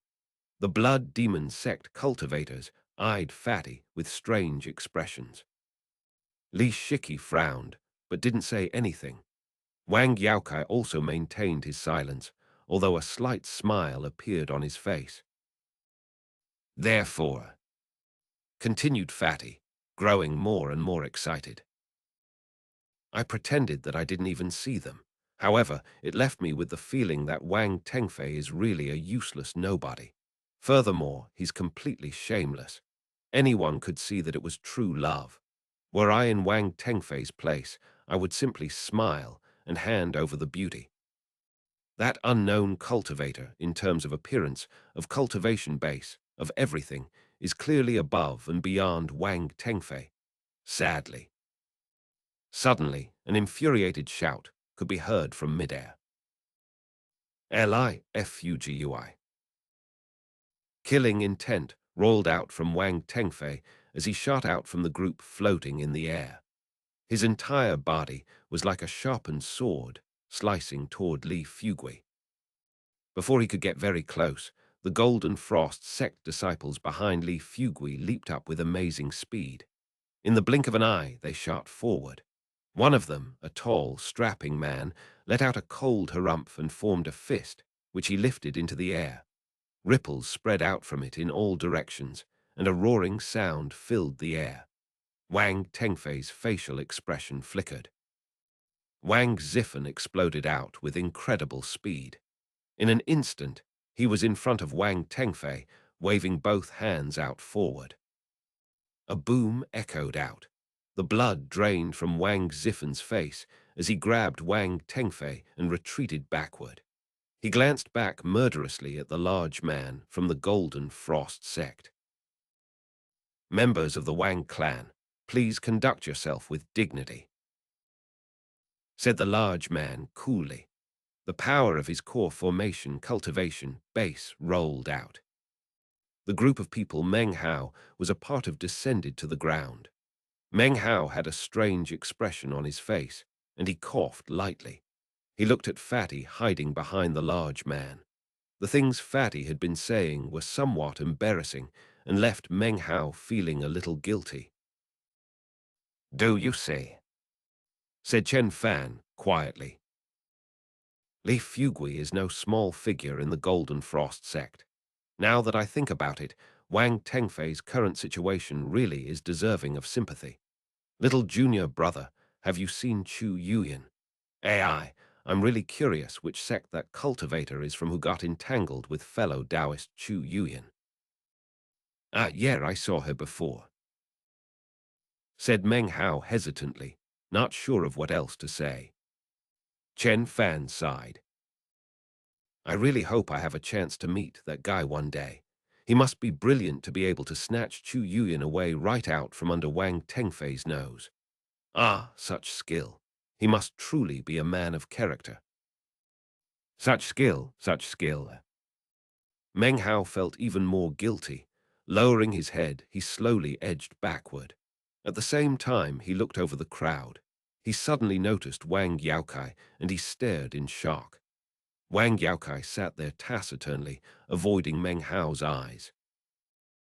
"Wang Tengfei, do you really dare to attack me?" said Fatty, sticking his head out from behind the large man and pointing at Wang Tengfei. "Your granny," he roared. "You truly dare to attack me? According to the rules of seniority of the 5 sects and 3 clans, I'm your master uncle. Do you actually dare to bully your seniors?" Fatty slapped his bag of holding to produce a spirit stone, which he popped into his mouth. Crunching sounds echoed out as he crushed it into bits. It was quite a ferocious sight. After crushing the spirit stone to pieces, Fatty extended his hand. With a wry smile, the big man produced a jade bottle which he handed over to Fatty. Fatty popped it into his mouth. "Li Fugui, you are too excessive." Wang Tengfei ground his teeth. Even as the words left his mouth, Fatty closed his eyes. "What exists between them is true love," he said. "Do you understand what true love is? True love exists between your wife Chu Yuyan and another man. I've seen it with my own eyes. Why would you possibly interfere with that?" People around started to laugh, causing Wang Tengfei's face to grow even more enraged. "If only you understood. Ah, true love, it's priceless. I truly admire that fellow Taoist. He's so skilled. He truly handled things masterfully." As Fatty went on with his speech, Meng Hao continued to edge backward. However, he wasn't fast enough. He suddenly noticed that Zhou Dare was staring directly at him, a look of disbelief and astonishment covering his face. Meng Hao's heart began to thump. Although he had intentionally set this thing in motion, he had never imagined he would see a scene such as that playing out today. He wanted to hide, but suddenly Zhou Dare's raised his voice. "It's him," he shouted, pointing directly at Meng Hao, seemingly afraid people wouldn't recognize him. "It's him. That's the cultivator who I saw with Chu Yuyan." Zhou Dare really did live up to his name, which means big mouth. Not only did he like to gossip, he also had a very loud voice. His voice rang out clearly, causing everyone's attention to instantly follow the line of his finger to fall onto Meng Hao. Meng Hao's face flickered. The surrounding solitary sword sect disciples stared at him in shock and unconsciously edged away from him. Soon, he and Chen Fan stood there alone. Chen Fan was also gaping numbly at Meng Hao. He recovered his composure quickly, however, in the end, also quickly edged away. He didn't want any misunderstandings to result from standing next to Meng Hao. If anyone tried to bully Meng Hao, he would leap to assist in an instant. But what was occurring right now was a romantic love scandal. As he edged backward, Chen Fan's eyes began to glow brightly. A look of both disbelief and admiration filled them. As Zhou Dare pointed at Meng Hao, all of the solitary sword sect disciples stared at him, as did the cultivators from the Wang clan, the Song clan, and the Blood Demon sect. Everyone was looking at Meng Hao. Li Shiki from the Blood Demon sect had a strange expression on her face. She had noticed Meng Hao moments ago. At the moment, she snorted, turning her head to ignore him. Wang Yaokai stared in shock at Meng Hao. As for Wang Tengfei, he stood there mutely, glaring at Meng Hao. Veins began to bulge out on his face, and veins of blood appeared in his eyes. He thought back to the flying rain dragon legacy, to the reliance in a sect training. He thought back to his feelings in the flying rain dragon's cave. His humiliation and rage billowed up to the heavens. Everything was completely silent. All eyes were on Meng Hao. Of course, in the past days, the rumors about Chu Yuyan being seen with a strange man had been spreading throughout the 5 great sects and 3 great clans. It had started in the Golden Frost sect. Everything about the rumor made sense and was quite vivid. No one knew, and everyone wondered, who the strange man might be. Now here, in front of all these eyes, Meng Hao had been pointed out. Fatty stared in shock. He stood blankly for a moment and then rubbed his eyes vigorously. Suddenly, he started to look very excited. Just as he was about to rush over, a dozen or so colorful beams of light approached from off in the distance. As they whistled down, it was clear that this was the Violet Fate sect. Chu Yuyan was not with them, however. There were 2 people who Meng Hao did recognize. They were none other than xianxia and Lu Song-wan, who were now in the early foundation establishment stage. They flew on either side of a young man with a cool expression. His body radiated the power of late foundation establishment and seemed to occupy a position of great respect amongst the other Violet Fate sect disciples. At the same time, 10 more beams appeared. This was the Black Civ sect. The beautiful Han Bei, too, was among them. She was dressed in men's clothing, but a single glance was enough to see that she was a woman. She was chatting and laughing with a Song clan member as she flew down to the square. The arrival of the Violet Fate sect and Black Civ sect would normally cause various members of other sects to seek out friends and catch up. But a strange atmosphere now filled the air.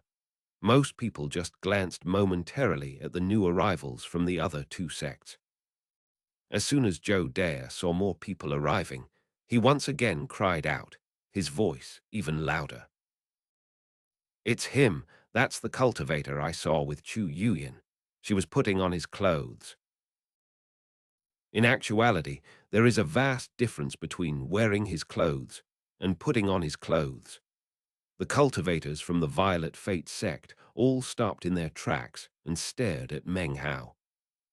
As disciples of the Violet Fate sect, how could they not be aware of the rumors swirling about regarding Chu Yuyan?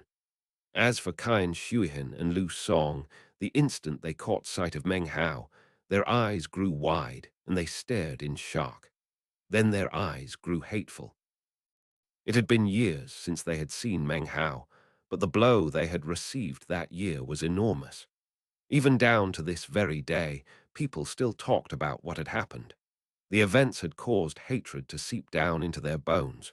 It was the greatest humiliation they had ever experienced in their lives. xianxia stared at Meng Hao, and he started breathing heavily. Killing intent began to roil within Lu Song's eyes. "Damn it, it's you. So it's you." The 2 of them roared, filling the spectators with even more shock. The details of the matter with Chu Yuyan were still not clear, but the intense rage of these 2 Violet Fate sect disciples was clearly no joke. They obviously hated Meng Hao down to the marrow of their bones. This chapter was sponsored by Joseph Apor, Lim Derrick, Gary Cosby, Dewi Suriona, and Vidya Patti. xianxia and Lu Song were the guys who paid an exorbitant amount of spirit stones and treasures to get Meng Hao's ordinary iron spear. It happened in Chapter 55, Overbearing. 2. Han Bei's last appearance was in Chapter 164. Chapter 189, All the Enemies Arrive. Meng Hao smiled wryly. The spot he occupied in the square had long since grown empty, making him especially conspicuous. His smile grew more bitter, and he sighed inwardly. "If I had known things would end up like this," he thought, "I wouldn't have let Zhou Dare go. AI, are all of my enemies going to appear today?" He coughed and subconsciously rubbed his nose. He suddenly got the feeling that he'd done a bit too many things over the past few years. Now the moment had arrived in which his crowds of victims were accusing him. "Damn you, Meng Hao," howled Qian Shuihen. "I will never forget the matter of the iron spear from that year." He immediately took a step forward.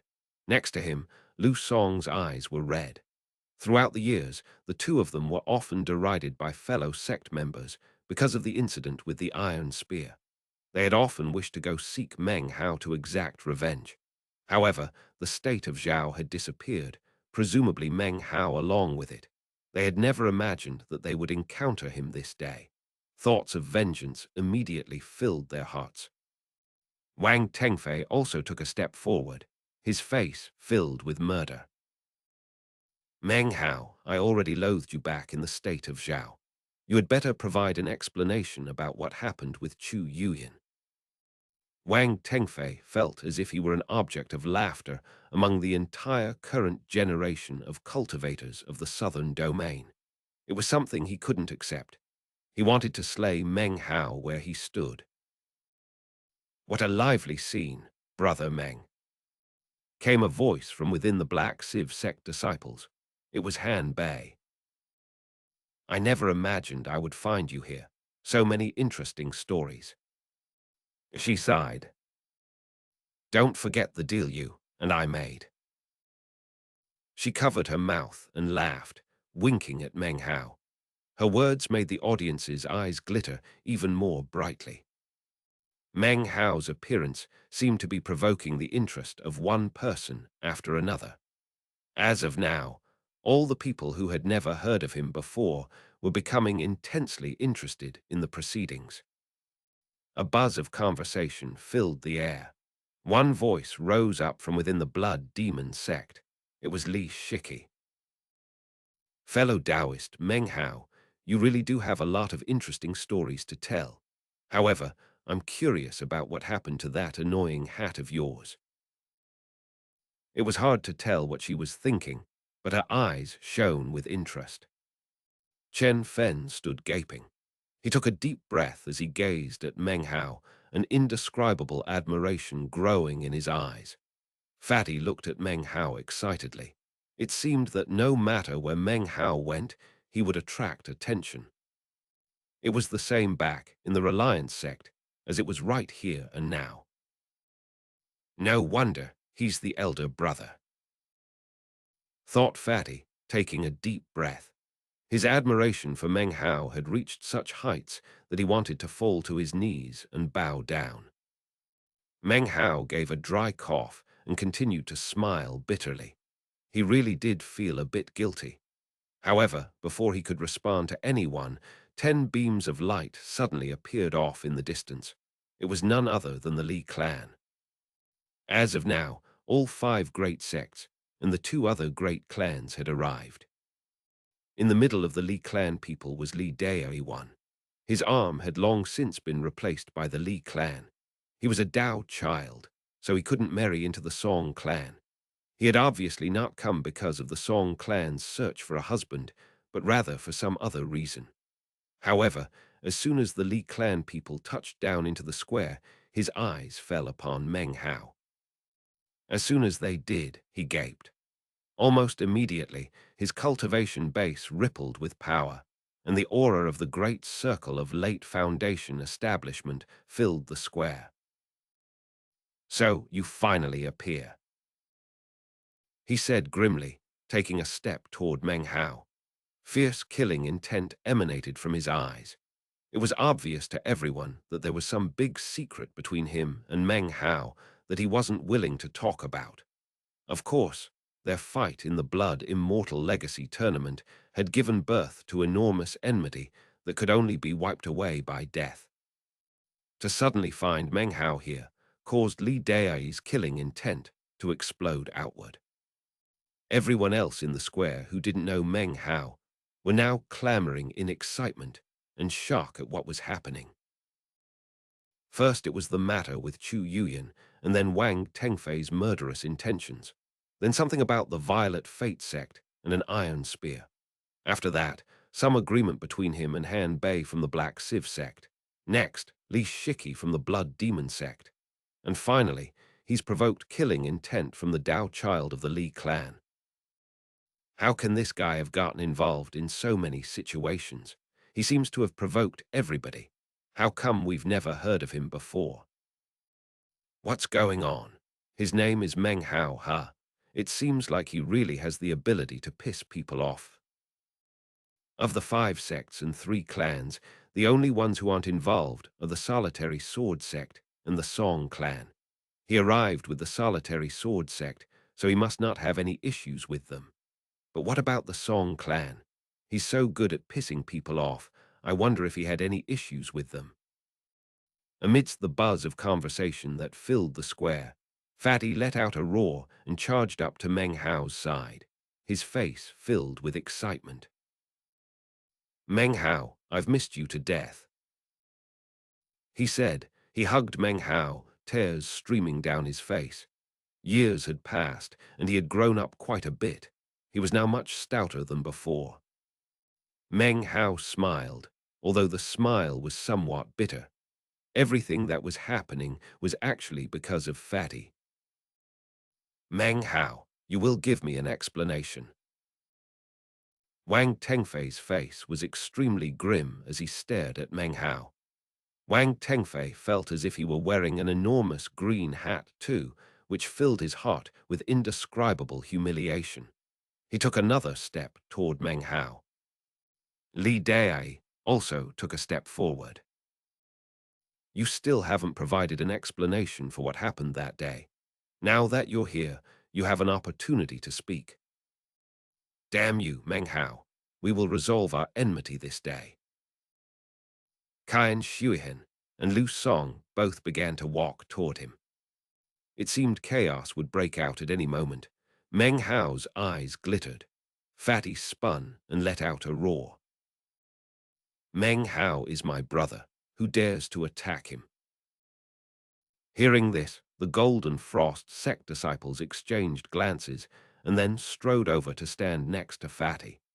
The big man from before simply shook his head, choosing not to say anything. Fatty's sudden appearance next to Meng Hao caused Wang Tengfei to frown. Chen Fan strode forward. "Meng Hao is my little junior brother. Fellow Taoists, if you insist on acting this way, then I, Chen Fan, must also take my stand." Suddenly, his flying dagger appeared.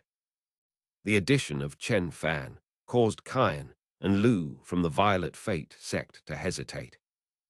Han Bei moved forward with a laugh. "Brother Meng, considering our friendship, how could I not join you as well?" Without a single word, Wang Yaokai stood up in the midst of the Blood Demon sect cultivators and walked over to stand next to Meng Hao. Li Shiki's cold voice rang out next. "Your hat is incredibly annoying. However, for the sake of my junior brother Wang Yaokai, the Blood Demon sect will also stand by you. Let's see who dares to touch you this day." The crowd of people surrounding Meng Hao caused Li Dai's brow to furrow. It was a delicate situation. In actuality, there could not be any killing on this day and place, considering they were in the Song clan. Also, he had never imagined Meng Hao would have so many powerful connections. The Golden Frost sect, the Solitary Sword sect, the Blood Demon sect, the Black Civ sect. People from all of these sects supported him. Wang Tengfei's eyes shone with a cold light as he glared murderously at Meng Hao. Shock filled his heart. How could he ever have predicted that this former disciple of the Reliance sect could have accumulated such influence? There was Chen Fan and Li Fugui. Add to that Han Bei from the Black Civ sect and Li Shiki from the Blood Demon sect. Who knew why they all supported him, but without uttering a single word, Meng Hao had suddenly made it impossible for anyone to attack him. Qian Shuihen and Lu Song were suddenly very nervous. They, too, could never have imagined that after all these years, Meng Hao would reappear in such a fashion, with such connections. The entire square grew silent, and it was at this moment that an impatient voice suddenly could be heard from off in the distance. "What are you kids up to? What's riled everyone up? Everybody simmer down. The Song clan is throwing a feast to search for a husband. Why is everyone stirring up trouble?" The voice belonged to eccentric Song, who was accompanied by the eccentric members of the other sects and clans. Smiles covered their faces, and they obviously didn't care about what was happening. The appearance of the old-timers caused the tension in the square to begin to dissipate. Everyone began to return to their original positions. As they did, Meng Hao lowered his head and began to walk away with Chen Fan. Suddenly, eccentric Song's eyes fell upon Meng Hao. "Hold on," he said. Meng Hao froze, sighing inwardly. With a silent, bitter laugh, he turned to face eccentric Song. His mind spun as he tried to think of a way out of the situation. He placed his hand on his bag of holding. If necessary, he would try to use the good luck charm to escape. "Kid, why do you look so familiar?" Eccentric Song's brow furrowed. "Elder Song, sir," cried Lu Song. "This is the person from the state of Zhao, with the iron spear." As soon as he heard the word, eccentric Song's eyes went wide. He stared at Meng Hao. "So it's you, you little brat." When they heard the words, the surrounding cultivators gasped. Previously, they thought that the Song clan was the only one Meng Hao hadn't offended. One and all looked at Meng Hao with admiration in their eyes. Meng Hao hadn't managed to offend someone from the junior generation of the Song clan, but instead, a nascent soul eccentric. Meng Hao smiled, clasping his hands and bowing toward eccentric Song. Meng Hao of the junior generation extends greetings to Master Song of the elder generation. Senior, your cultivation base is extraordinary, your demeanor heavenly in nature. That year, I of the junior generation was ignorant and foolish. Senior, you have noble character and sterling integrity. I truly hope that on this joyous occasion for the Song clan, you will not cause difficulties for the junior generation. Eccentric Song gave Meng Hao a long, meaningful look. Although he didn't say anything, sometimes you can speak volumes without saying a single word. Wang Tengfei's eyes glittered, and he took another step toward Meng Hao. "Elder Song," he said. "There is enmity between I of the junior generation and this person. He humiliated my intended beloved. In the presence of all the various fellow Taoists, I implore you to permit me to put an end to the enmity this day." Meanwhile, in the towering castle in the Song clan capital city, Song Jie was looking at a glittering screen upon which played out the scene from down below. A smile covered her face, and it seemed she was paying close attention to Meng Hao's scholarly figure. "What an interesting person," she said with a laugh. "How could he possibly have offended so many people, even Uncle?" The middle-aged woman standing next to her also laughed, and a warm expression appeared on her face. "Why have you taken a fancy to him?" This chapter was sponsored by TF. Wan Li Dai's last appearance was in chapter 134, Eighth Demon Sealing Hex. 2. As I mentioned in a previous footnote, the green hat is a symbol in Chinese culture which implies you're being cheated on. More information here. Chapter 190, Respected Senior. "No," said Song Jie quickly, her face reddening a bit. She was innately beautiful and had a tender personality. The woman next to her laughed, looking at her lovingly. She didn't say anything.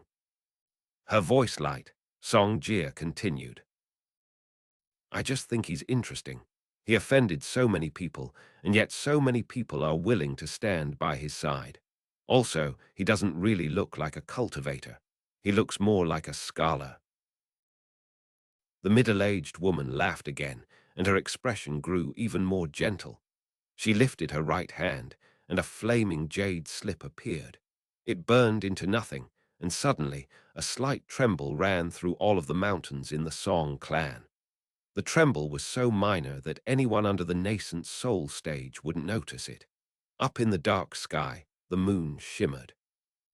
Within the moon, countless magical symbols appeared that seemed to be deducing matters pertaining to both the past and the future. After a long moment, they faded away. It was then that in front of the middle-aged woman, time seemed to move in reverse. The jade slip seemed to unburn as it reappeared in front of her. Song Jia watched this happen, not with surprise, but with anticipation. "All right," said the woman, pressing her finger onto the jade slip. "Let me take a look at the past of this person you find so interesting." As soon as she pushed down on the jade slip, it projected a screen into the air. On it could be seen a small county and a boy sitting next to a window. He was reading a scroll by lamplight. As he read, he slowly shook his head and fanned himself with a feather fan. It was obviously summer. The boy was none other than Meng Hao. The screen flickered, and Meng Hao was now wearing a neat, clean scholar's robe. He walked out of his house and stood up against a nearby wall, looking a bit shifty-eyed. Soon, a sedan emerged from the courtyard opposite him. He craned his neck to look at it, an excited expression on his face. One. The screen shimmered, and now Meng Hao stood on top of Mount Daqing. He sighed and tossed a gourd bottle down into the river. 2. Next, he was in the Reliance sect, holding aloft a medicinal pill, face filled with anxiety as he gave the pill away. 3. When Song Jia saw this, she laughed out loud. The middle-aged woman smiled and shook her head. The next image was of Meng Hao's shop on the plateau, and his shy, bashful smile as he sold medicinal pills at exorbitant rates, for there were many images from that time. But they suddenly flashed by quickly, making it difficult to make everything out quickly. The middle-aged woman frowned, seemingly lost in thought. The next image that Song Jia saw was that of eccentric Song on the mountaintop and Meng Hao running along with the iron spear. She saw Meng Hao in the city of cultivators and the deal he made with Lu and Song for the spear. After that were all the bloody events that resulted. Song Jia couldn't stop laughing. "This Meng Hao is awful. He's nothing like a scholar." She continued to watch, her laughter causing her eyes to look like two crescent moons. The images again became somewhat blurry. By this time, he was in the southern domain. However, in this instant, the jade slip suddenly begun to crumble into pieces. In the blink of an eye, it was covered with cracks. A woman's cold snort could be heard from very far off in the distance. It filled not only the room, but the entire Song clan. The middle-aged woman's face filled with shock, and she coughed up a mouthful of blood. She grabbed the astonished Song Jia and staggered backward several paces, a look of disbelief covering her face. All of the mountains within the Song clan began to tremble. As they did, the moon in the sky above the Song clan suddenly exploded with a blinding light. It was a flash that instantly began to tremble and darken, as if it were being forcefully suppressed by someone.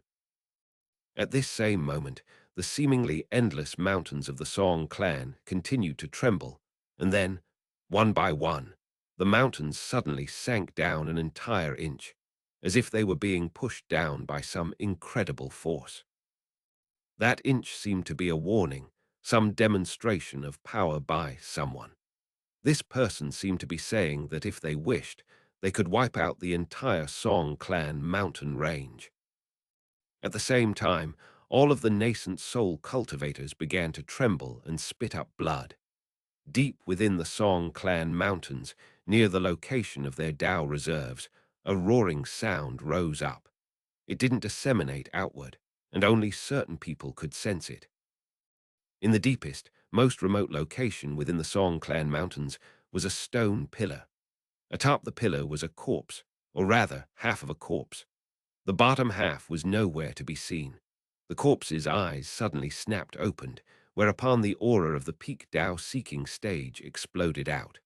The corpse trembled, as if it couldn't stand up to the immense power which was bearing down upon the Song clan. Respected senior, calm your anger.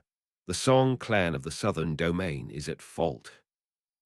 If you know you are at fault, then correct it. Came the transmitted voice of a woman. She was clearly irritated. Your Song clan has the tradition of marrying daughters. I suggest she be a maidservant. The corpse hesitated. Respected senior. What was that? You know, the Song clan of the Eastern lands desire this honor, but are unable to achieve it. Do you truly dare to refuse me? As the woman's voice transmitted out, the entire Song clan mountains suddenly shook and sank down 3 more inches. Without hesitation, the corpse said, Respected senior, we shall do as you bid. The woman's voice faded away. At the same moment, back in the capital city, Song Jia's face was pale white. Next to her, her mother panted, and blood oozed out from her mouth. Jia, this person cannot be provoked. This person is. Before she could finish speaking, her body began to shake. It seemed as if divine sense were transmitting into her mind. She didn't continue speaking, and eventually looked at pale-faced Song Jia, a complex expression on her face. Everything that had just happened in the Song clan did not go unnoticed by Meng Hao and everyone else. The ground shaking caused everyone's faces to flicker, especially the nascent soul eccentrics. Eccentric Song's body trembled, and he coughed up a mouthful of blood. His body continued to tremble, and he coughed up a second mouthful of blood, then a third. In the end, he coughed up a total of 7 mouthfuls of blood. He staggered, his face pale and filled with astonishment. He was the only one in the entire Song clan who coughed up 7 mouthfuls of blood. It was at this moment that the illusory image of a woman appeared in the square, although no one could see it. She stood there, invisible to everyone except for the Song clan's most powerful Tao reserve, the peak Tao seeking corpse. Only he could sense her rippling aura as she arrived at the Song clan square. From the moment she appeared, her eyes were riveted on Meng Hao. They were filled with kindness, tender affection, and love. After a long moment passed, the situation in the square returned to normal. Everyone was shocked, causing a deathly silence to fill the air.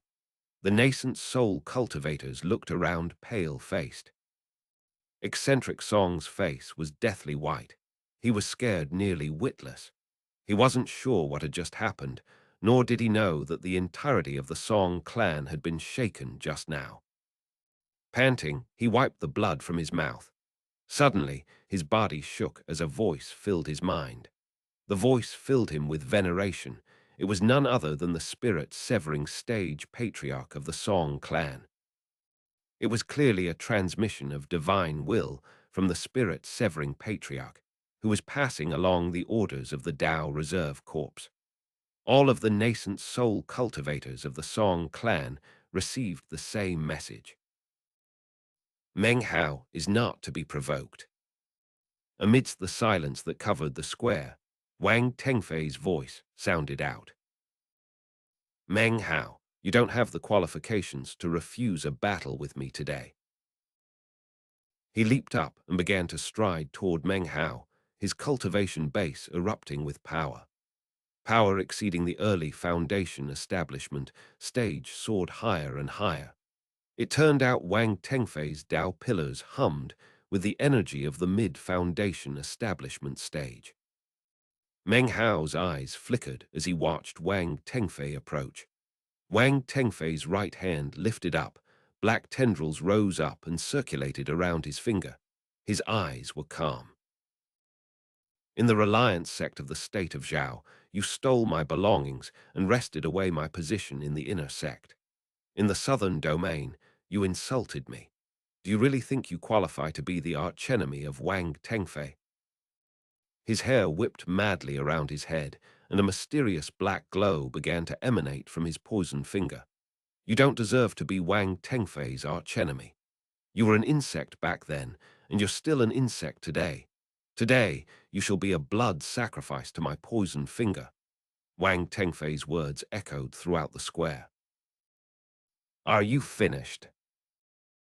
Said Meng Hao coolly. He strode forward, lifting his right hand and striking it out. The power of his 4 perfect Dao pillars congealed into the palm. Not a strand leaked out. A roaring filled the air as he struck toward Wang Tengfei. As the boom filled the square, the surrounding cultivators watched, completely focused on what was happening. Only Han Bei and Li Shiki, as well as Chen Fan, looked with strange expressions toward the blustering Wang Tengfei. Fatty looked extremely nervous. The large man from the Golden Frost sect was holding him back. Otherwise, he would have joined Meng Hao to fight. Amidst the roaring boom, Wang Tengfei tumbled backward, blood spraying from his mouth. The palm blow just now had actually not been a level strike, but a slap. The sound of the slap rang out as some of Wang Tengfei's teeth shattered. He flopped backward, an expression of shock on his face. Impossible. Meng Hao strode forward after him, striking with his hand again. A boom sounded out, and more blood sprayed from Wang Tengfei's mouth. This time, the slap struck the other side of his face. Impossible. Wang Tengfei's face was pale, and his eyes filled, not with confusion but frenzied rage. He was no longer shocked or frightened. His humiliation washed away everything. He stared murderously at Meng Hao and then howled. At the same time, Wang Zifen began to move forward, as did the frowning old nascent soul cultivator from the Wang clan. But then eccentric Song's eyes flickered. A look of discomfort and even disbelief covered his face as he reached out to prevent both of them from doing anything. 1. In case you forgot about the sedan scenario, it was alluded to in Chapter 45, a look back at the mortal world after 3 years. 2. The scene from Mount Daching was obviously in Chapter 1, Scholar Meng Hao. 3. The scene of giving away the medicinal pill was from Chapter 5. This kid isn't bad. 4. Meng Hao's business schemes were in Chapter 11, Pill Cultivation Workshop Outlet, as well as subsequent chapters.